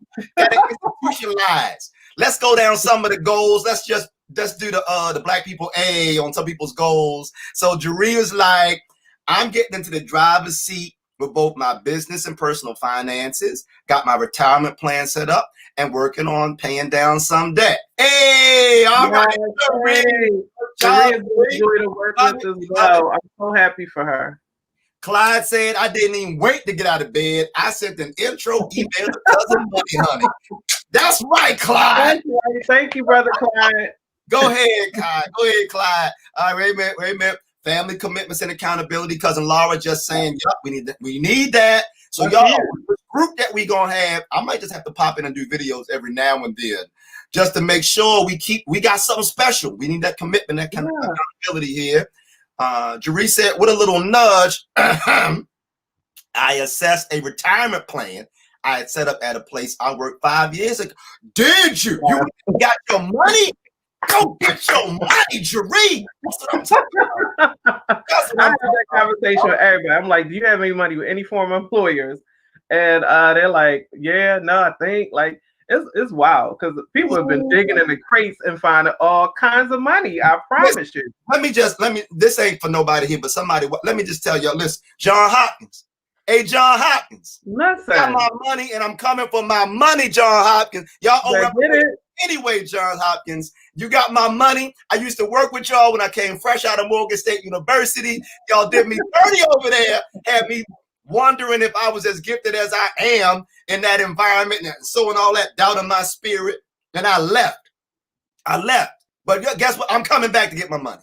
John Hopkins, that's how we say it in Baltimore. John Hopkins. Right. I'm going to get my money. I'm going to get my money. Kenny said, I want to get into some investments and just learn to manage my money better. Kenny, look, bro, and you got a good government job with benefits, bro. So look, you got a couple dollars. We got to talk to the money, honey. But I can drop some stuff on Lisa on what I've done too. Just recently here, I'm trying to get all my people. Let's all get right. In fact, I don't know if you know this, cousin Miss. Well, you do know about the piece we're doing with children, with the young folks in mutual funds. Mm-hmm. Yeah. I want to share a page with the folk before we get off because I'll come back to that in 1 second, but I got an update there. And hey, listen, for the people that are saying they want to manage their money better, really, I'm telling you, get specific about what that means. What's better? Right, because that's a very relative term. Yeah. You know, it's subjective. Right. So, you know, right. I will say this: if you really want to get a good understanding of where your money is going, just track, because most of us are swipers. Most of us. Mm-hmm. And so you could just go back to the last 2 or 3 months of your bank statements and just take a look and just see where it's going. And what I tell people to do is highlight any wasteful spending. So trips to the, eating out, any place, fast food restaurants. Yeah. Highlight it. So because you need to see what your habits are when you're talking about managing your money better. Right. And, to the liquor store, because I know some saints on here that drink, but not that that's a bad thing, but I'm just saying. So for all of that stuff, you really gotta take a look at it and see how often you're making those trips and how often you're spending that money eating out, how many Walmart runs you're making, and Target runs, and just That's right. All of that. Kenny said, I also want to become debt free. Cousin Laura, thank you. I didn't know the term. Donor advised funds can be a blessing to our youth. Yes, that's what I was looking into. Donor advised funds. And I want to take a closer look at that and instead of having my money sit in my checking account, doing nothing in my bank, doing nothing. Well, I got a credit union. Shout out to my credit union. I love credit unions. But the interest rate, I've just found other places where the money can work harder and do more. Here's what Dr. Glad says, right? But I'm going to find my little money. That's right. Let's go get. Dr. Edie, you did right. I roll it over as soon as I'm gone. You do right, Dr. Edie. I needed you 20 years ago, too. Yes, indeed. I need to get my money and move it over. Yeah, I'm with you, Lamia. It's yours. Sitting somewhere. Let me go get Tanae. That's right. Baby, I need my money. Good riddance, but run me my dough. That's why I was telling you. Run me my dough. You got to clap your hands when you say that. Run me my dough. I met with a lady yesterday, had $132,000 with a former employer. I was like, ma'am. No. Yes. 132 just sitting over there. I promise you, I'm calling John Hopkins now. Good gracious. Cousin Laura said, don't leave money on the table. Have the conversation. Beautiful. That's right. This is an investment property year. Yeah. I want property by end of 2021. Speak it. Dr. Edie, speak it. One property by end of 2021. Let's touch and agree, y'all. We touch and agree. Yeah, touching. We touch and agree, Dr. Edie. And agreeing. Mm-hmm. Yep. I'm going to be an accountability partner on this. I sold real estate for 10 years before Baby Z, and real estate is still deep in my heart. Get that property system. Wow. Dr. Gladden, I didn't know you did that, Dr. Gladden. I want some properties. I want a property. Come on, help me too. Help me too. Help everybody. Now, if you learn a little something, help the people. Help the people. My main goal, Reverend Corcoran says, is to make my money work for me and for my children. I know that's right. That's why you gotta invest. You gotta invest to keep ahead of inflation, because every year all of our goods and services are costing us more. So every year everything goes up by either anywhere from 0.5% to up to 3% every year. The salaries and wages are not increasing at that rate. Most of us aren't even getting the cost of living raise anymore, right? It used to be a time when you got that little bump in your pay, and companies aren't doing that anymore. So it's forcing people to get more creative about how to bring that extra income in. So, but the only way money can work when you are asleep is you have to invest it. It's not going to work for you in your mattress. It's not going to do it in that mason jar in the cabinet. And truth be told, is not gonna ever do it at the bank. So that's what we really They gotta will not do it at the bank. Won't do it at the bank either. Oh, so look, you helping me for the children piece. Listen, for Christmas this year, I couldn't tell y'all last week because the children be listening to the, to the talk with our family devotions, whatever. But they know now. So, y'all, some of y'all know earlier this year, I got my children into stocks, and so they both have Stockpile. There's an app and a service called a company called Stockpile, which allows them to buy fractional shares of different companies. And so I gave them the seed money for them to buy fractional shares of 10 of their favorite companies that they are like PlayStation, all that kind of stuff that they do anyway. And so I got them involved in stocks earlier this year. And then two things I did for Christmas. The boys my sons now have Roth IRAs. They have Roth IRAs because I did my reading. And listen, talk to your own. Let me do a disclaimer. Talk to your own personal financial advisor. Talk to your person. Do all of that stuff. Don't come for me. Don't come for me. So, but this is what I did. I did my reading. And as long as if young people under a certain age have income of some kind, it said that you could do a Roth IRA, right? And so and it could be like the list that I saw from many, many, many different credible financial sites was chores. If they get paid from chores, they work somewhere, whatever, right? And so my boys got the chores thing a little bit, not like I used to have it, but we're going to change that soon. But they do work. My wife has a business. I talked about her business in sessions past, and they work at the store. And so I was like, okay, good. Here's your Roth IRA. Here's your Roth IRA. And then for Christmas, I also got them mutual funds. So now they have custodial accounts, but both of them have mutual funds. Look, awesome. These boys are not teenagers yet, but they have now stocks. They have mutual funds, a Roth IRA. I am doing everything I can to diversify their portfolio before they're 18 and teach them along the way.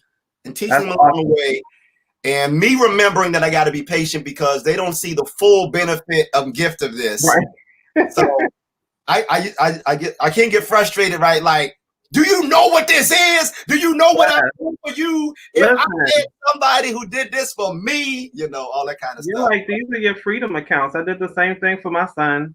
My girls, I don't force anybody to do it, but my girls haven't really quite caught on yet. They still like spending. But my son caught on right away. So, and we had conversations for the longest time, and he was just like, okay, Mom. So, he had different questions. And so, and I could tell like his wheels were spinning. Nice. And I wanted him to do it when he was ready to do it. That's cool. And so he texted me one day, he was just like, I'm ready. And I was like, let's open that account up. So we started his Roth IRA when he was 16. Nice. And he has been making contributions. Yes, he's been making his monthly contributions.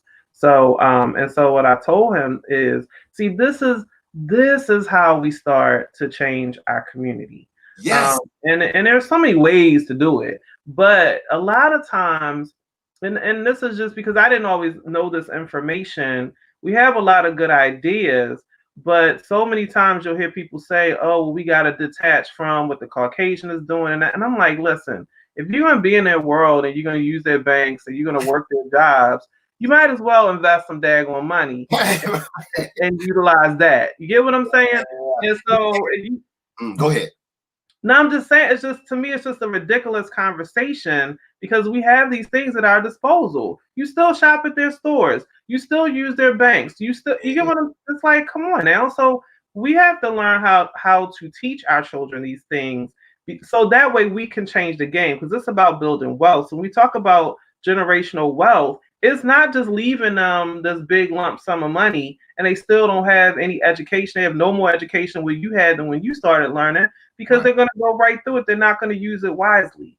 But it's about teaching them and putting these things in place, again, that applied knowledge, so that they can start learning about the stock market, so they can start learning about mutual funds and what all these things are. Because what really sold my son is I was just like, listen, you'll be able to retire by the age of 40. If you do this or sooner. Now, let me help people understand. Retirement is an income. It's not an age, because the only way I've ever heard us talk about it in our community is age. 65, 70, 72. You know, we throw out all these ages, but retirement is an income. It's not an age. And when I talk about retirement, I mean never having to work for money again. So I'm very clear with people that when you talk with me about retirement, all of us have what's called a FIN number, financial independence number. And that FIN number tells you personally how much income needs to be generated in order for you to never have to work for money again. And so that's something we were never taught. Right. And so I was like, Finn, I was like, are they cussing? You know, is that another F word? Like, what's going on here? And so I tell people, what's the other F word? It's your financial independence number. And so you got to figure out what that is. But the reality of it is retirement, when you sit down and talk about retirement with me and we put a strategy together, it's not so that you can blink and in 3 to 5 years you got to go back to work because you don't have enough money. We're talking about how to make you free, how to never work for money again. And so so that's a number. This is all these jewels you drop in. The cousins are going wild. We're gonna have to transition to grits in 1 second. Okay. Ready with grit. But look, here's some more goals. I'm working on investing my money for retirement and building wealth for my family. Yeah. Go ahead, Tammy Green. Yeah, Tammy. Cousin Laura said, best advice my daughter learned the hard way. Never keep a balance on your credit card. Oh, yes. So true, Cousin Laura. Very true. Nan says, I want to set up college fund for my baby girl, and I only have 3 years. All right. Today's a good day. Brother Bernard said he want to do that college fund. All right, Talia, we're going to get your money right, baby girl. Go get your money right. We'll get that money together. Cousin Misty can help, and there's other things as well that I've seen. And so have the conversation, do the homework. And Brother Bernard, let's get that straight. The 3 years, all right, we're going to have to be aggressive with it, but we can do it. We can do it. Very aggressive. Cousin Jeree said, y'all got me fired up this morning about get your money, girl. Get your money. Jeree is awesome. I love Jeree. We used to work together. That's how I met Jeree. Y'all used to work together? That's how I met her. Oh, my goodness. Jeree is for real cousin. So look, Dr. Glenn says Z is on payroll. Didn't even think about the Roth stocks mutual fund. Yes. Now talk to your financial people. Get it right. But look, Z on payroll. Z can be getting some of these, these type of things in place as well. Cousin Lamitra said, that's awesome. I will be having that conversation with my daughter. That's right. Let's get Autumn set up now. Let's get it set up. And CJ's interested in stocks. We'll check out Stockpile. Take a look. And matter of fact, Lamitra, this is what this is a good time to share. I got a goal. Here's one of my goals. I want every single child at Pleasant Hope Baptist Church, every child, my goal is that every child have some type of savings, investment, retirement, something account, something. That's my goal. I'm going to be a bulldog about it. If there's a child in this church, but for years, we've talked about the benefits of membership. If you join a church, they always talk about the benefits of membership. If you're a member, this is what you get. And sometimes it's like, well, you can use the multi-purpose room if your family has a reunion. You can have your wedding here. You can have your wedding here, all that kind of stuff. And those are good. They have its place. I want to remix, upgrade, and give an extreme makeover to the benefits of membership in the Black church. And I want to demonstrate it. I want to demonstrate it so that in 2021, we're going to launch a campaign. Every child, if you're a child in this church, your church community and your pastor is going to make sure you have some kind of mutual funds, some kind of investment vehicle. Every child. I ain't going to heaven until every child in this church have some kind of support there when it comes to their mutual funds and their investments, so that we can do, as Money Honey, as you said, we can do our part for the next generation, so that we just don't have to repeat these cycles over and over and over again. So let me share what I set up. I'm going to share what I set up, give y'all an update super quick, because grits is, I don't want the grits to get cold. So here it is. Look at this, y'all. Here it is. Invest in you. If y'all see this, let me make it a little bigger. Make it a little bigger. Y'all remember when me and Brother Greg came on? Y'all know Greg is the organist at Pleasant Hope Baptist Church. Me and Brother Greg came on and said, hey, we're going to do this for the children. We're going to set something up, get y'all running start, and do the education alongside it. There's the page on our website. It's pleasanthope.org/invest in youth. pleasanthope.org/invest in youth. And if you go to that page, you'll see it. The first 20, I got you. I'm putting money up for the first 20. I'm putting the money up for the first 20. And then beyond that 20, I had members hit me up yesterday like, hey, I'm getting this stimulus check. What can I do with it? I was like, pour it into this thing for these children. Let's make it a goal that for those who got that $600 coming and you don't have pressing priority already. Now, some people got pressing priority. I ain't trying to shame nobody. Go ahead and do what you got to do with that. You need it. But those folks who don't need it, or for those folks who don't need all of it, you don't have a pressing assignment for all of it. We're going to create this fund at the church, but amongst the members, put our money together, because some families will have the money to get their children into this. Other families may not have the money to get their children into this. But I don't want no child excluded from this opportunity. And this is my goal. Every child, if you are a young person at Pleasant Hope Baptist Church, by this time next year, that's the kind. This is the kind of testimony I want. It's a game changer. I don't want the testimony like we got the most members in Baltimore. Like, that's so old. That's played out. Like, stop. Right. We got the best car of all the pastors. That's so played. I like my pickup truck. Don't play with me. Keep them fancy cars. My pickup truck worked just fine. But here's the testimony I want for every child of Pleasant Hope. That every child by this time next year has a mutual fund. Yes. That's what I want. That's what I want.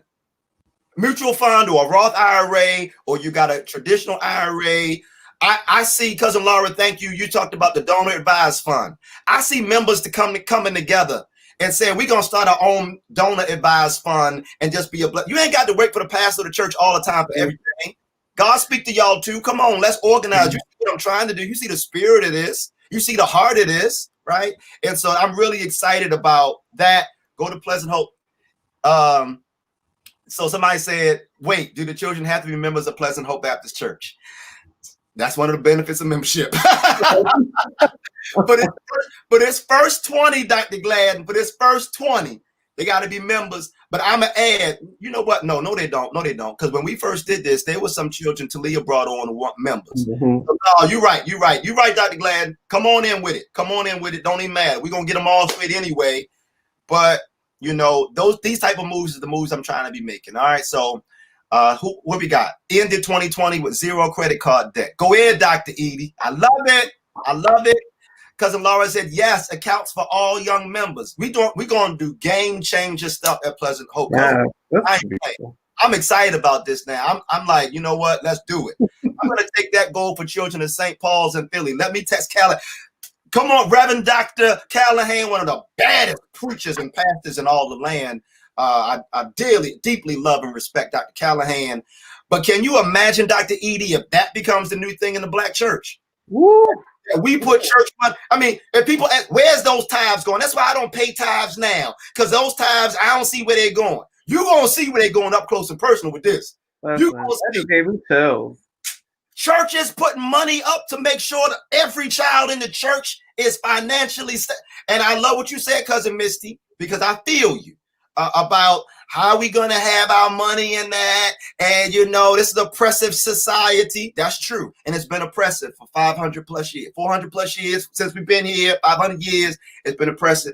But I remember one of my professors in seminary, Dr. Jerome Ross, he would often say, I'm a believer and a realist. The two are not the same. Mm-hmm. And for me, that speaks to living in the tension of the both andness of this reality. That the both andness says, I'm fighting for social justice. I'm fighting for racial justice. I'm fighting for the liberation of Black people. And I'm doing everything I can to bring that about. And I also know that the hat I have on my head, the clothes I have on my back, and the food I have in my kitchen has some kind of connection to the same oppressive society that I say I'm against. So it doesn't have to be a zero-sum kind of equation here. The both andness says, I'm going to keep fighting for a better tomorrow, but I got to be honest about where I am today, and I got to work with those that I have in the moment. I ain't saying it's right. I'm saying it is. I ain't saying it's right. I'm saying it is. And the both kind of thing. It is uncomfortable. It's uncomfortable, to be honest, but it's where I am. It's where I am. Yeah.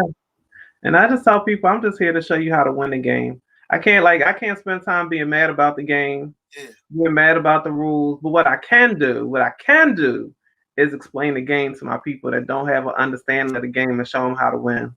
Let me tell you, Misty, what I thought about the other day too. I was like, with the stocks and stuff, some people saying, stock market, I'm not getting in it. It has a racist past, oppressive past, et cetera, et cetera. So true. And it's right. It's very true. Right. Very true. And I'm not saying but, I'm saying and, right? And I think about like, what could it be like if we organized and said, listen, we're going to buy the majority shares in this company as a community. And now we are the shareholders. Now we run the company from that vantage point. I think about activism in that kind of way too. Right. And that's kind of that's the power of unity. You get what I'm saying? It's like we talk about unity, but that's the power of unity. And that's how other communities think. And that's why they are where they are. And we still sit around talking about ideas. And so that's why I'm always talking to people about take action, take the step, have the conversation, start the account, don't wait. You know what I mean? And so, because you could be missing out on money because, you can be. If you didn't invest this year, you can be, because you can get a return, your capital gains, the dividends, and all of those things. So what happens usually by the end of the year is all of my clients will see additions to their account. It's free money. They didn't have to put it in. I love it, y'all. So listen, let's stay connected. There is the Money Honeys email. Our cousin Misty, MuhammadMisty@gmail.com. I spell it right, Misty? Did I spell it right? You did. Yep, you did. Thank you so much. Muhammad. Can you share my Bible verse? Can I share my Bible verse? Share your Bible verse. Okay. So my Bible verse is John 16, verse 33. These things I have spoken to you these things I have spoken to you, that in me you may have peace. In the world you will have tribulation, but be of good cheer. I have overcome the world. And that really spoke to me because there's so much going on in our world. But I just wanted to remind folks to be of good cheer because God is still in control. Look at that. Gonna give financial tips and end with a word from the Lord. Go ahead, Cousin Misty. I love it. Now, Cousin Misty, if you can, I know you're already a member of the group. So listen, if you want to have Wednesdays be a day where you pop into the group, do your thing, type video, whatever it is. But we love you and we appreciate. Thank you. In fact, let me make sure we share your do I have your Cash App up here? What's your Cash App, Cousin Misty? It's $ Misty Miss, MISTYMIS. MIS, Misty Miss. Y'all go ahead, y'all. Listen, Cousin Misty has been blessing us from the beginning, our family devotions near the beginning, and we're just so grateful. Thank you so much for this. I'm so grateful to you, and thank you because someone actually did sow a seed into me the last time I was on. So I'm so grateful for this ministry, and so thank you so much. I love it. I love it. I love it. Beautiful. Well, thank you so much. We'll be talking to you soon, Cousin Misty. This ain't the end. It's just the beginning. I know. I love it. Have a great day and Happy New Year to the family. Yeah, Happy New Year to you. Beautiful. Beautiful. All right, Cousin Aisha, come on. We about to go now. It's been an hour and 48 minutes. Time to go. But come on. We got a little something more. We got something a little bit more. Y'all, wasn't that good? Wasn't that good? Lord have mercy. That was beautiful. I love it. I love it. We learned up in here today. Dr. Edie said Dr. Jerome Ross is my favorite. Listen, Dr. Edie, Dr. Ross was one of the ones who took a sledgehammer to what I thought I believed and helped me to rebuild what Heber Brown III, the way that I show up in this world. So yeah, I love that man. He changed my life. People was running from his class, but I tell you, I ran to that class and I think I got a high C or low B in that class, but I worked for that thing. I'm so proud. I worked hard. Yes, I did. Yes, yes, yes.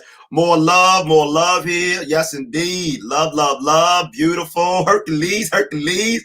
Ashe, be of good cheer. I have overcome the world. Sound like a watch night sermon to me. Come on now, somebody. Beautiful, beautiful. All right, that was good. Yes, Mama Sherry, that was good. That was great. I'm excited. I'm pumped for our children, for our families, for ourselves. Now, Cousin Aisha's coming on. It took her 2 hours to make these grits. I didn't know that these grits needed more time. I didn't know that. These grits need time. But I love it because good things take time. Good things take time. So we came on, and by now, my little unboxing of these grits was like, it's become like a thing. If you go watch the video, it's like its own thing. But it was for good reason. I got excited for good reason. We got Black-owned grits, and I'm bringing on Cousin Aisha. Y'all be seeing Cousin Aisha on here, popping in with her cousin Sharon. Cousin Sharon, you still here? She ain't send you your grits. I'm going to get her. But Cousin Aisha's here to share about the grits. Good morning. There she is. Good morning. Good morning, cousins. Good morning, Pastor Brown. Look, you got your good face. So look at your whole face on this morning. I love it's 2 hours. I need the powder. So for those who don't know you, can you share a little bit about yourself? Who are you, Cousin Aisha? We see your name, but who are you? Listen, this is who I am. I had this just for you. I'm a BSU Bulldog. Okay. That's from the DMV by way of Westmoreland County, Virginia. I love go-go music, and I put sugar in my grits. You're starting on the wrong foot. Why you? I mean, you started good, but then you went way left hard.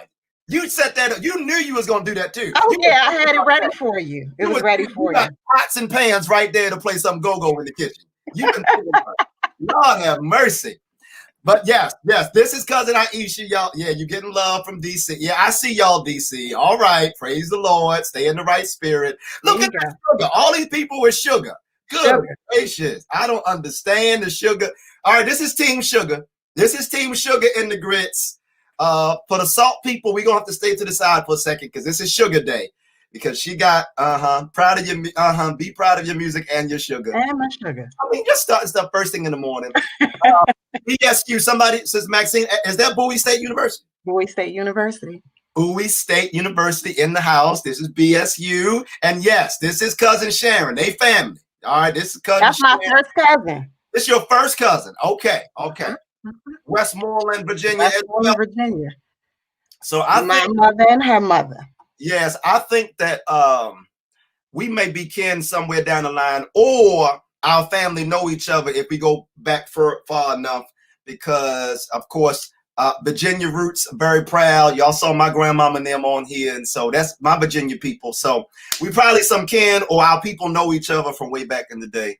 Absolutely. And I'm glad that we are connected. Look at all these sugar people. Lord, man, go-go music and sugar. Come on, Sid. Come on now. Don't do this. Don't do this on the last family devotion. Y'all are just good Lord. Those are my cousins. And Clyde said, I'm on Team Sugar, whether grits or oatmeal. I don't understand y'all. No sugar. We're going to pray for y'all. Lord have mercy. And I want eggs with my grits. Y'all mix it all up together. Okay, I get it. I get it. All right, we special. Here's your BSU sister, Sister Maxine, 86 in the house, class of 86, BSU. Yep. Mm-hmm. So, all right, yes, indeed. So you had the grits? Of course, I had the grits. The grits were ready an hour and a half ago, but here are the grits. Right, but there, again, production wasn't ready. The timing was kind of off, so they've been sitting here. I put some aside to show the cousins. But yes, they take about 35 minutes to cook or more. Or more. Yes, the instructions aren't on the bag, so I went to the website this morning. So they recommend about 30 minutes, but yeah, I left mine on for a little longer than that. Okay, so you left it on a little bit longer. Now, for those of us who are used to the instant grits, that time is very different. For 35, 40 minutes for grits is different. So I'm glad you shared that. I didn't know it. I was today years old when I knew. When you said that in the comment section, I said, oh, Lord, I thought I was going to run down to the kitchen real quick, do it real quick and come back to the screen. But no, that ain't going to happen. So anything else about the process that we should keep in mind for those who are used to that instant stuff? Anything else that you noticed in the process of making your grits that is like Nothing different, just the time.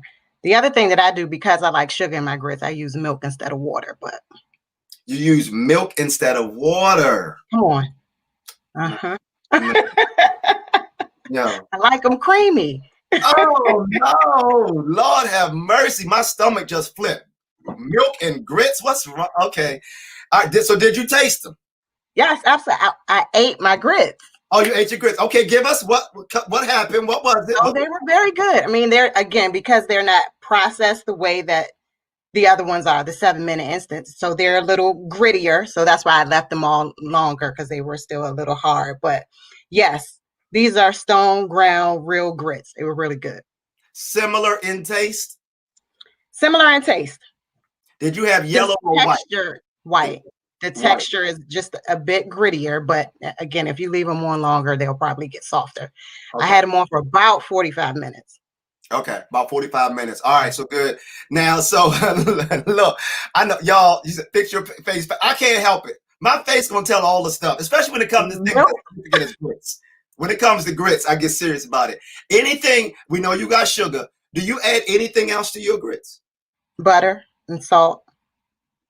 Oh, you got salt, sugar, and butter in your grits. Well, yeah, when you boil the water, you should put salt and butter in the water before you add the grits. No. So you never read the packaging, even on the other package. That's what it says. Look, I know about salt in the water, but I add my butter when it's done, and I watch it melt, and I kind of just whip it up in there as it melts down. Yes, sir. I do both. Oh, you put the butter in the water and at the end. Yes, sir. I'm from Westmoreland. Okay, yeah, okay, there you go. Oh, thank you, because I'll be okay. All right. So the taste is the same, maybe a little grittier depending on how long you cook it. Yes, so sir. for those who, let me go back to the site because some might have missed that morning where we were talking about these grits. So let me share. Here's the website, y'all. Southern Queen Foods. For those who want to get down with, where is it? Southern Queen. Here it is. Those who want to get down with it, this is what we're talking about right here. Southern Queen Foods. .com. Go to their website. Go ahead and order some. Dr. Edie has some on the way.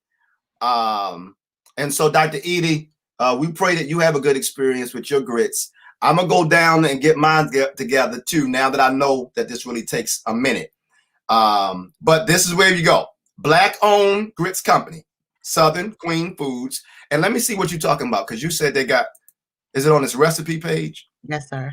You go to the next one. It's the basic grits, I believe. That's crabs grits. Oh, actually, I got you. Okay. So for those who need to be initiated into grits culture, because some of y'all don't know, let me make it a little bit bigger. For those who need to be initiated into grits culture, this is what we're talking about. Ingredients: 1 cup Southern Queen grits, 4 cups of water, praise the Lord, not milk, 1/2 teaspoon of salt, and 2 tablespoons of butter. There you go. For those who need to be initiated, there you go. Do that. Work it out. But that's the company, y'all. And even if you don't eat grits, spread the word. Spread the word. I was laughing. I forgot who told me this, but somebody told me that the morning after we did our grit show, they called down to the company at like 7 o'clock in the morning and inquired about getting grits.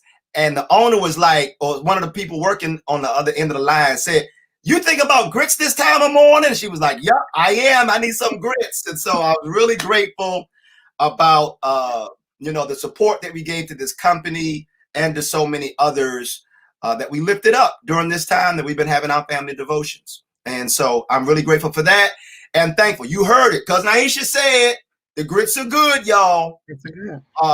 There is a price difference. Let's talk about that for a minute, Aisha. What did you notice in the price difference? I can't even tell you because I didn't really pay attention to it because my intention was to support this Black business. So I don't even remember. Oh, praise the Lord. That's so beautiful. For some things, y'all, When our values and when our commitment, our intention leads the way, then especially for those of us of means to do so, then it's like, come on, let's go ahead, let's partner up, let's do it. Let's give this company a running start. And for those who look at the price and be like, oh Lord, I can't do it, it's higher than the instant grits. Well, you get what you pay for. You really do get what you pay for. So if you buy eggs from 7-Eleven, guess what? You're going to have a 7-Eleven experience with your eggs. And I'm going to give you the face. Sister Denise, I'm sorry. If you buy 7-Eleven eggs, I'm going to give you the face. I'm going to give you the face. Speaking of eggs, I'm going to share one. Oh, I got a gift. This is the last day. I got to share all my stuff with y'all. I got an eggs thing I got to share with y'all in 1 second. I'm going to show y'all something. But yeah, so you get what you pay for. So for these grits, they might be a little bit more, but it's a good size 2-pound bag. Quality, high quality stone ground grits. And we just want to encourage you to go ahead and support this company, southernqueenfoods.com. Because Aisha, what you doing? You got something coming up. You don't just eat grits. You do other stuff too. So share with your cousins what you do so we can bless you and be a blessing to what you're doing in your life. Oh, wow. That's so funny. So when you put in the comments the other day to make sure my face was on, I was like, oh, that sounds so vain.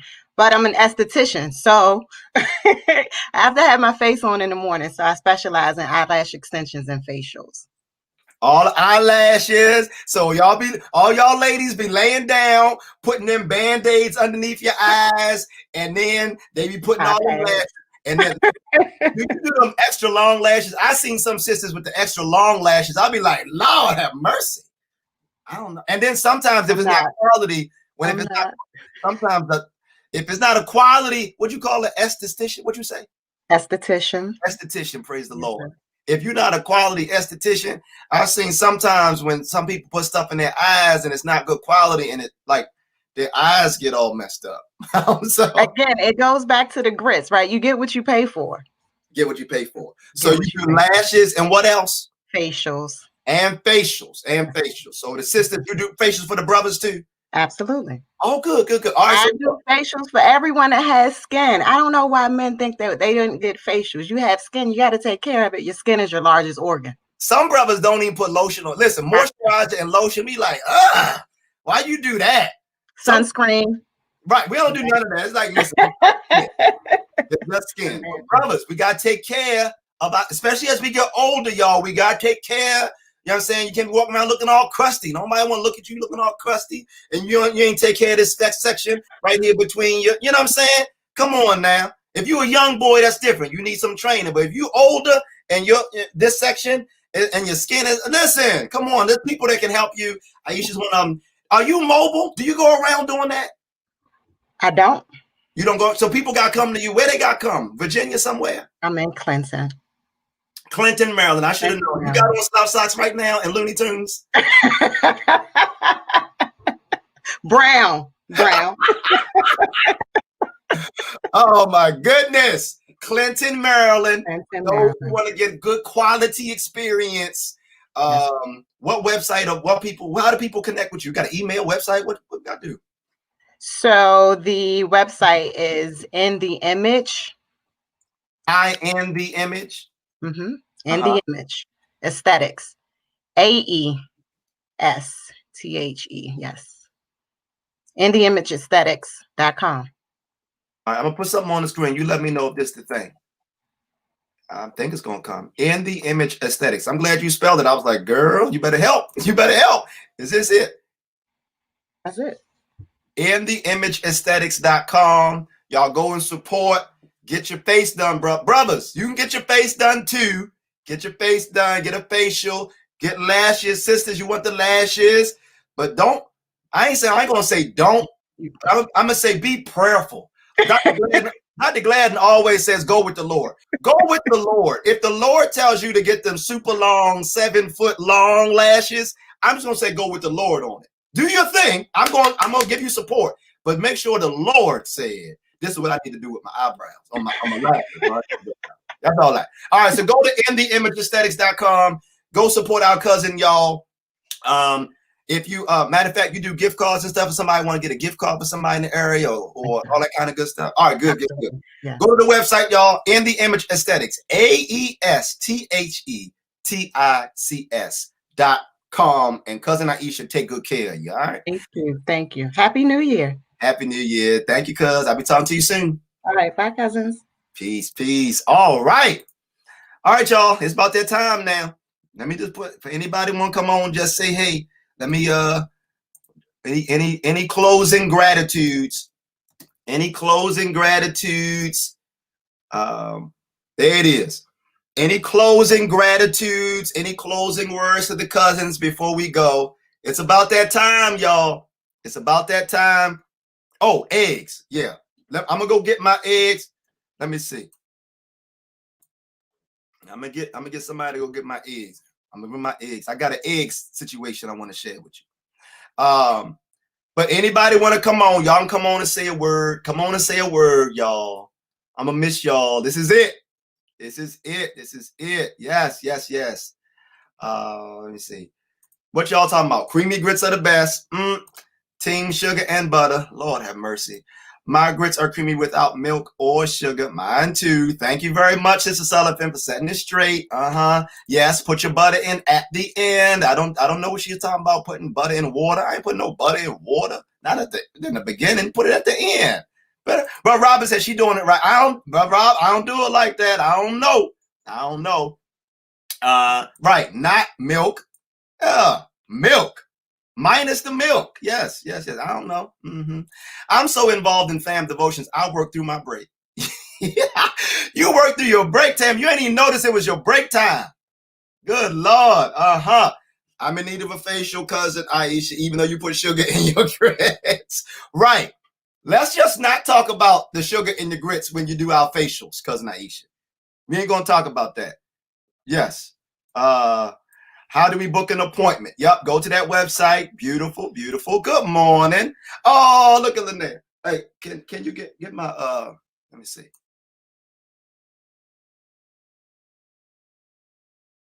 I got a surprise I'm gonna share with y'all. Does Aisha have Instagram? Oh, the website is there. Yeah, she on Instagram too. Aisha, put your Instagram in the chat box. Now, Linnea, I should have brought you on, Linnea, because you be doing everything. All right, y'all. The link is there. If you want to come on, just say a word to the family. Just say, if you got your face on or whatever. You should have your face on by 9 o'clock in the morning. You should have it on by 9. Yep. So you got a connection. Yep. Clinton, PG County's finest. Shout out to PG County. Gorgeous Prince George's, as they say. Gorgeous Prince George's. Got the information there. There it is. Go to the website. Get connected. My mother tried to put me on the sunscreen for years. I was the poster child for black people don't need sunscreen. I finally went to a dermatologist and learned how wrong I was. Oh, for real? Because I'm still saying that. I'm like, sunscreen, God gave me, thank you, put it right there. Thank you. Put it right there. God gave me natural built-in sunscreen. Right. That's what I've been saying for years. But maybe I'm wrong too. So thank you, cousin Misty. Sharon says she sells amazing fragrance shea butter. I ain't know that. Why, Aisha, why didn't you share that? You sell shea butter. Lord have mercy. All right. Get the shea butter.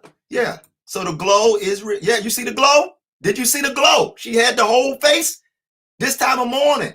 Yeah. Uh-oh. Website issues. Website isn't working on my side. Aisha, let us know. Go check it. Before we end that. Oh, yes, Talia. You know what? We met Talia made. I'm gonna bring you back, talk about this cheesecake. Wait a minute. Kenny said you had one of your Godfather services this morning. My Godfather. Yeah. We finished now. We got finished, Kenny. My Godfather, God bless the mighty man of God, my real Godfather, Pastor Kirk Jackson. Lord, they have long services. They go to service. They have like all 5 nights of revival on the same Sunday morning. They do all 5 nights of revival. We used to joke them so bad because my God brothers and God sisters be in church all day, boy. At my church, we have 2 or 3 services before they get through their first service. You just knew they're going to be in church all day. Y'all good and saved. Y'all going to the 7th heaven when y'all go with Jesus. Y'all been in church a long time. Yeah, it was about that time. I'm going to miss y'all too. I'm going to miss y'all. Pastor Covenant says, appreciate you, Pastor. Always uplifting and inspiring. Enjoy your sabbatical. Yes, I'm going to talk about my sabbatical in one quick second. Absolutely. It's been a blessing sharing the love in the AM. This 2.5 hour church is good for people who come in 30, 45 minutes late, though. Thanks be to God. I know, Dr. Gladden, you out there hanging out in the streets, helping the people all night long. My soul doth magnify the Lord. This has been a blessing. Don't you go nowhere, Mama Sherry. I got your song on deck. You closing us out today. You ain't even know it. Oh, here it is. Here's the website. Thank you. Oh, not in the image, the whole word. ITI. Okay. Thank you, Dr. Edie. Thank you. Appreciate you. Appreciate you. Yeah, Melanin Connection. Gonna miss the cousins. We have to remember we are the God Squad, y'all. Love y'all much. Happy New Year to the village. I'm gonna miss these family devotions. Great information and laughs too early in the morning. Love, love, love. I'm gonna miss y'all too. Thank you for the corrected website. There it is, y'all. Go get some shea butter. You ain't say, Aisha, you have shea butter? Oh my goodness. I love and appreciate this space. Thank you, Pastor, for not thinking of robbery and sharing with us. I love y'all. Enjoy your sabbatical. We'll miss you. I miss y'all too. I miss y'all already. I love y'all. I love y'all. My godmother said, don't talk about my pastor. Pastor Kirk Jackson, love and appreciate you, sir. Love and appreciate you. You want to make sure everybody on North Avenue is saved. I know that, and I support the vision. Let's do it. Singing all day long. I've been with Jesus. Powerful song. And here's the IG for cousin Aisha. There's the IG for cousin Aisha. Go ahead, check it out. Early morning blessings. Here's the website. Here's the website as well. Beautiful, beautiful. All right. What package you talking about? What package? I got a bunch of stuff. Oh, yeah, I got something. This is what my wife got me, y'all. This is what my wife got me this. I am now an adoptive dad. I'm adoptive dad. And these are my chicken children. I'm an adopted dad, and these are my chicken children. I have my own. No, it's just one chicken. It's one chicken, but different pictures of my one chicken. But I'm an adoptive dad now to this chicken. Here's my certificate of adoption. That's my chicken. My chicken was born on May 15th. Buff Orpington descent. Formally adopted December 12th. What's the name of my chicken? Something Reds. That's my chicken. I'm adoptive dad of my chickens. And here is, wait a minute, I gotta put it down so y'all can see this. Here are fresh eggs from my chicken. Wait a minute, y'all gotta see it. Here's fresh eggs from my chicken. There's my chicken eggs. Look at the container. Look at that. My wife got me that. Ain't that special? Got me that. And there's my eggs. Wait a minute, y'all ain't seeing my eggs. Y'all ain't seeing what a real egg. There's my real. Look, it still got feathers. It's so real. I still got feathers on my eggs. Look at my eggs from my chicken. You know it's a real egg when it come looking like that. Y'all love them little polished manufactured chicken eggs. That's real. Look at that. I got my real eggs. Now, the only thing is my chicken lives in Annapolis.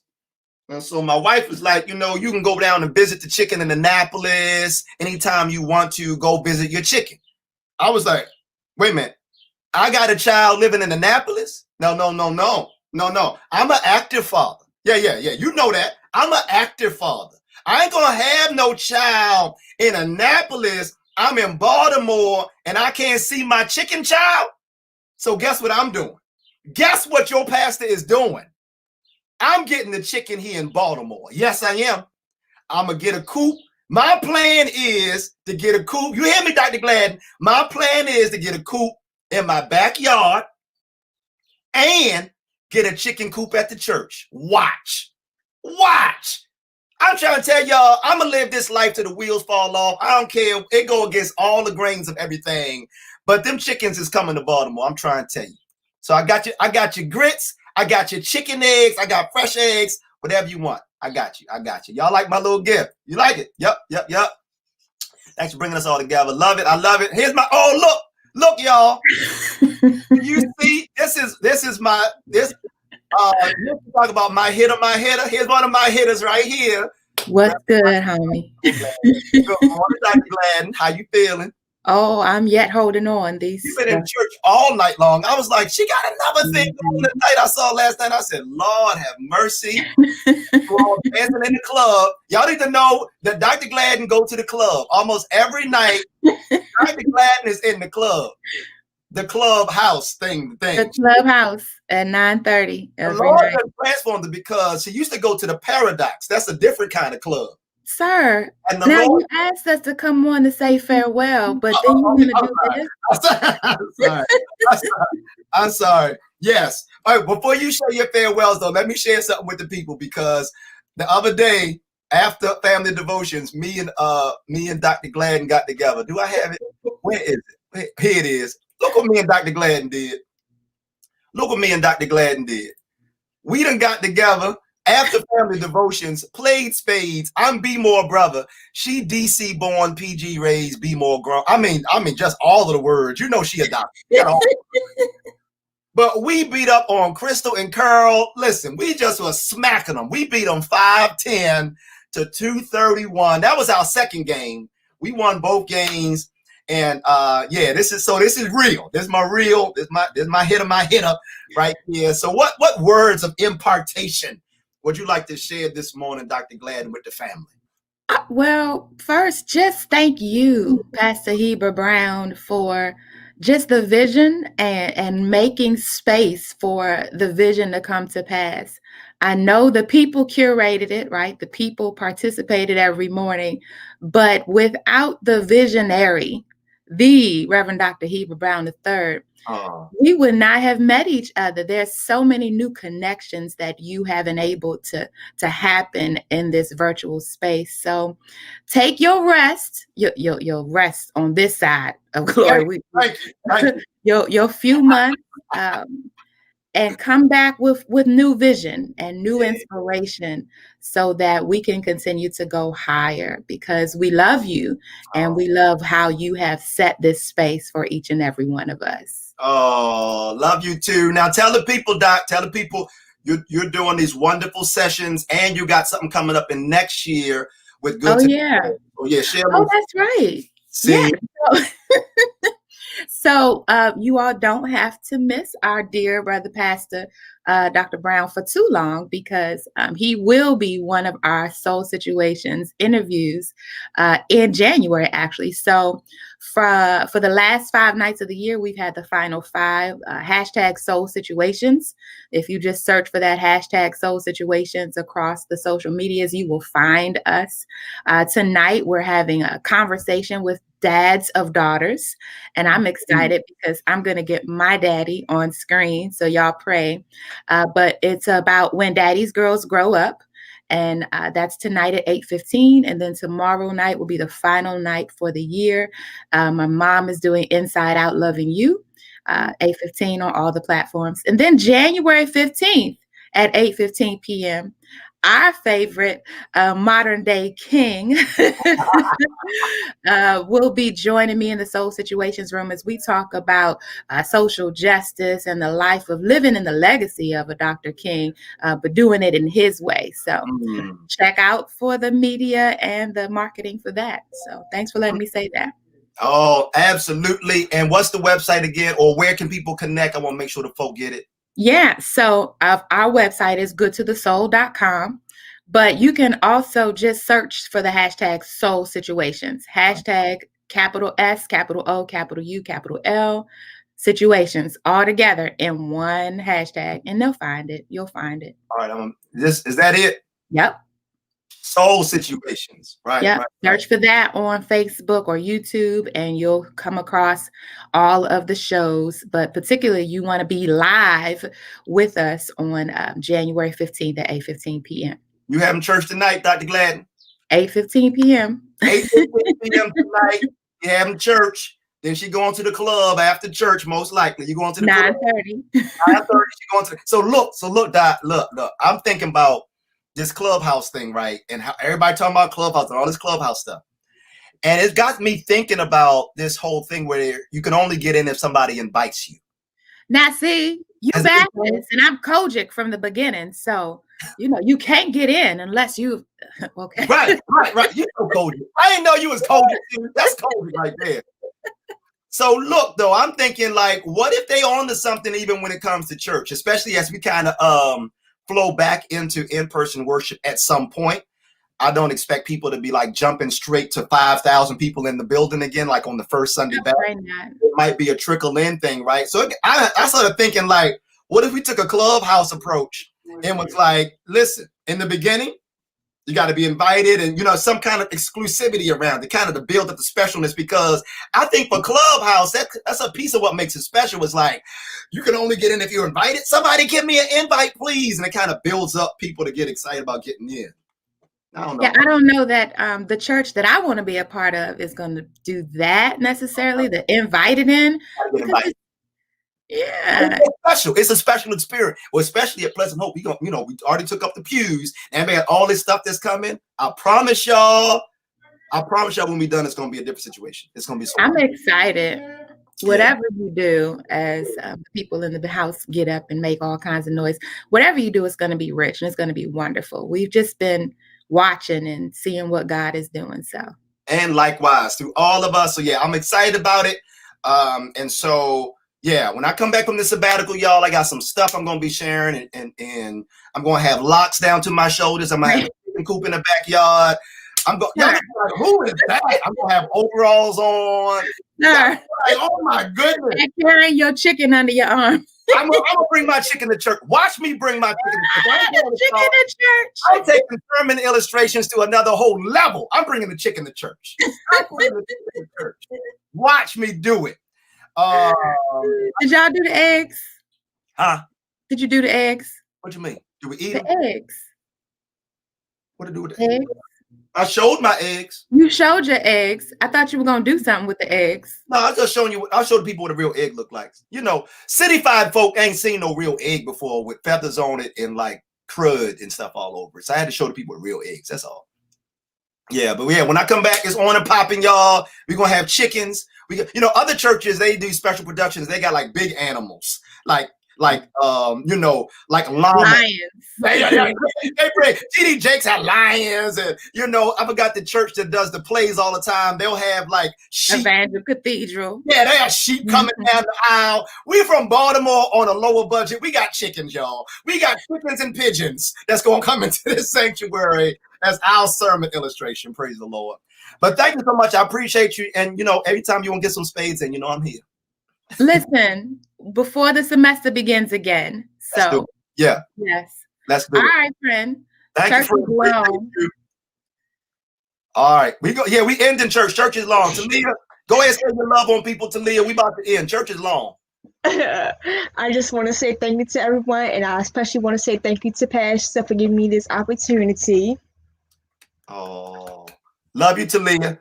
Talia, we're gonna work together with Pop. We're gonna get the college fund situated. We're gonna work together because God is not through with you yet. There's so many amazing things, girl. If you could see what God see about what's coming next for you, Lord have mercy. So excited. And also, you remember, same thing I shared with Cousin Misty. You remember as well that we still have this room on Facebook. This is our family devotions room, y'all. For those that missed it, here it is. Go to Facebook, search family devotions, and you'll know it's the right one when it says group by Pleasant Hope Baptist Church. Y'all get on up in that too. And we'll keep the conversation going there. All right, we're going about it. Come get your cheesecake before it gets eaten. Oh, right. Yeah, we need to meet up at the church or something, maybe. If y'all come to dance ministry, just bring it to the church and put it in the refrigerator. We'll figure out something. Okay. Cheesecake is your thing, so I'm excited about getting a little piece of your genius through the cheesecake. All right, love. Thank you so much. You too. All right, y'all. It's time to go. Look at this. This is Mama Sherry. Y'all need to see this. Mama Sherry Hunt is gonna close us out. Here's this song. I love. Look at this. Wait a minute.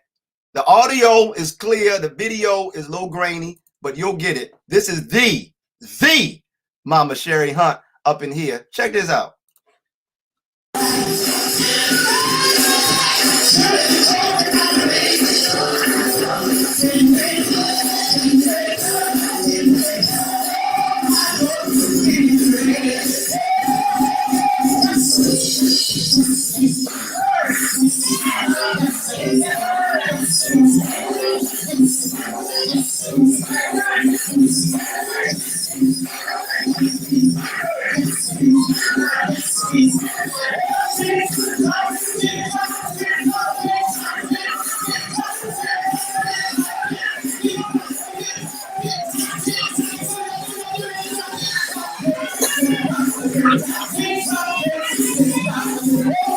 All day, all night, all day, all night, all day, all night, all day.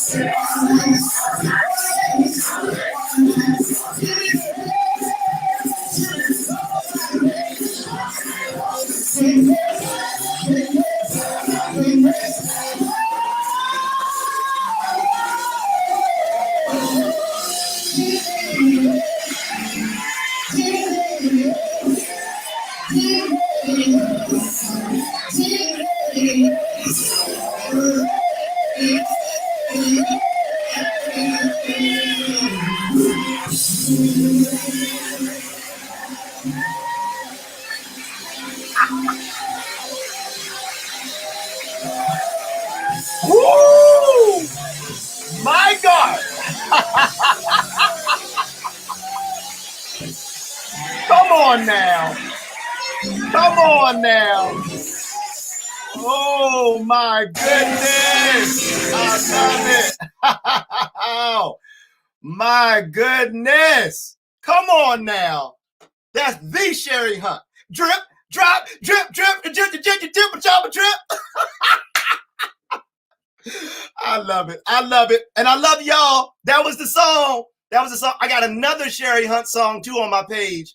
Mama Sherry Hunt sang when Barack Obama, then Senator Barack Obama, candidate for President Barack Obama, came to Baltimore. They asked Mama Sherry Hunt to step on stage and sing down there at the auditorium. And just like in that video, Mama Sherry Hunt got up there and God used her to transform the atmosphere. You hear me? Good. God have mercy.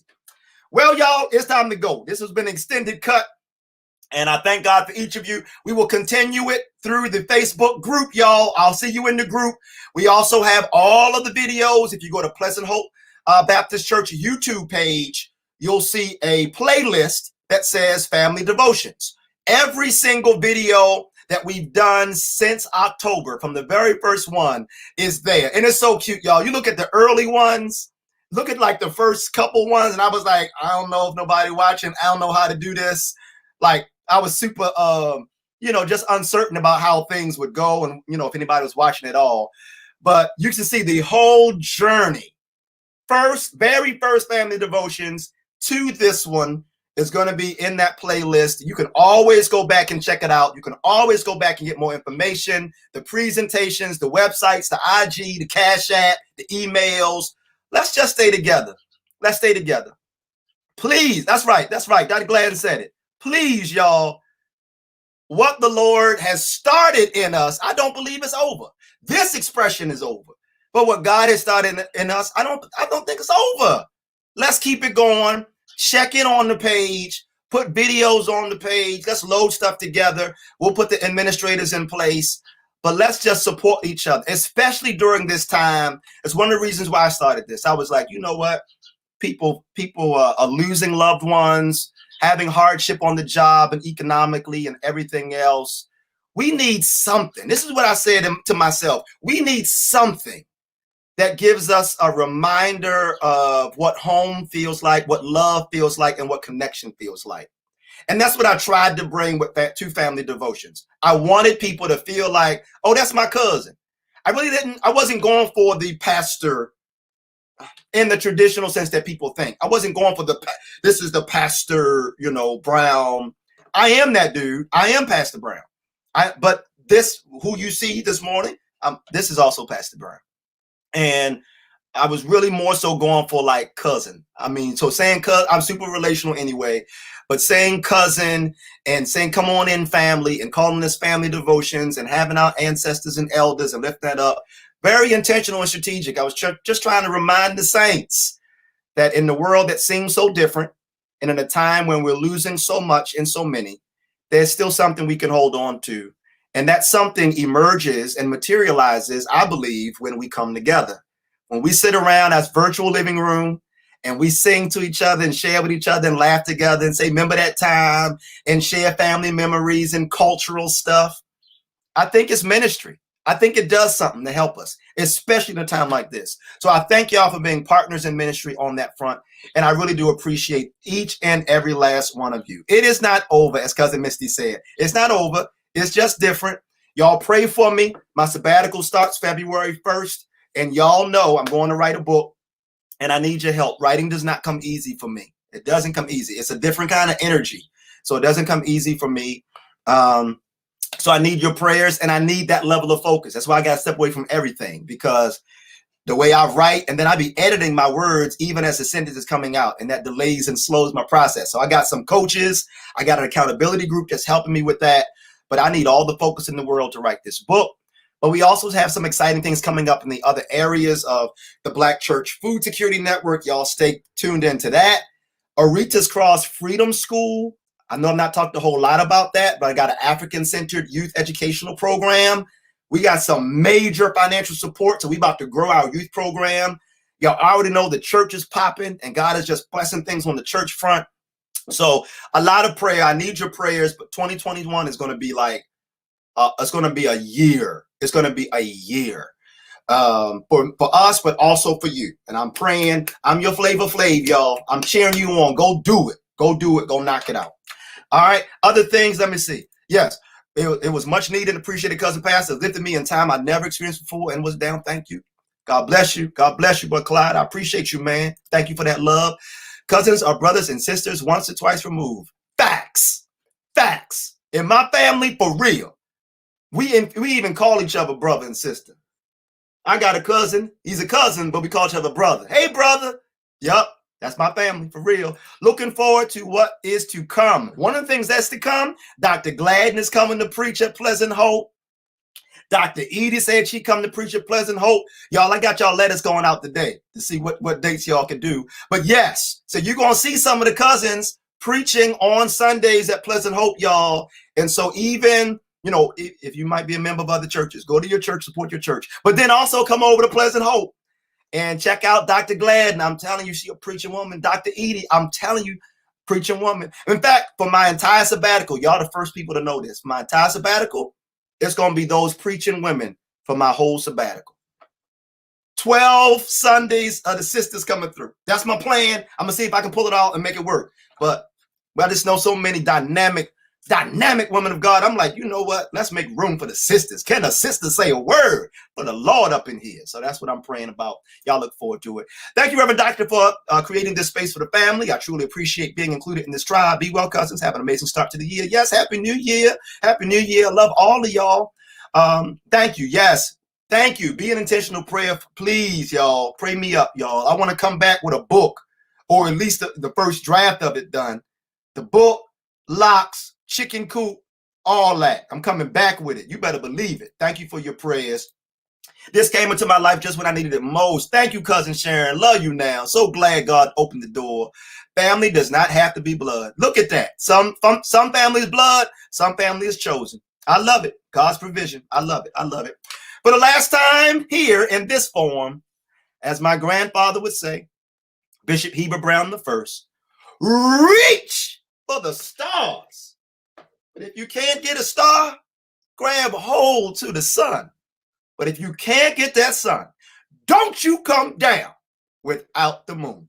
God bless you, Lord willing, and the creek don't rise. I'll see you soon in some way. Sunday morning, community something, videos. I'll see you in some way in the group page. Come on. In some way, I'll see you soon. And we'll continue this wonderful love movement, this family movement.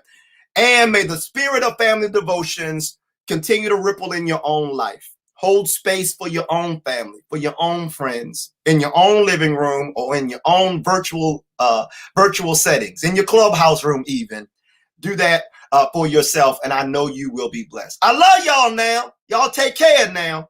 I'll see y'all soon. God bless, and Habar Ghani, and Happy New Year. God bless y'all.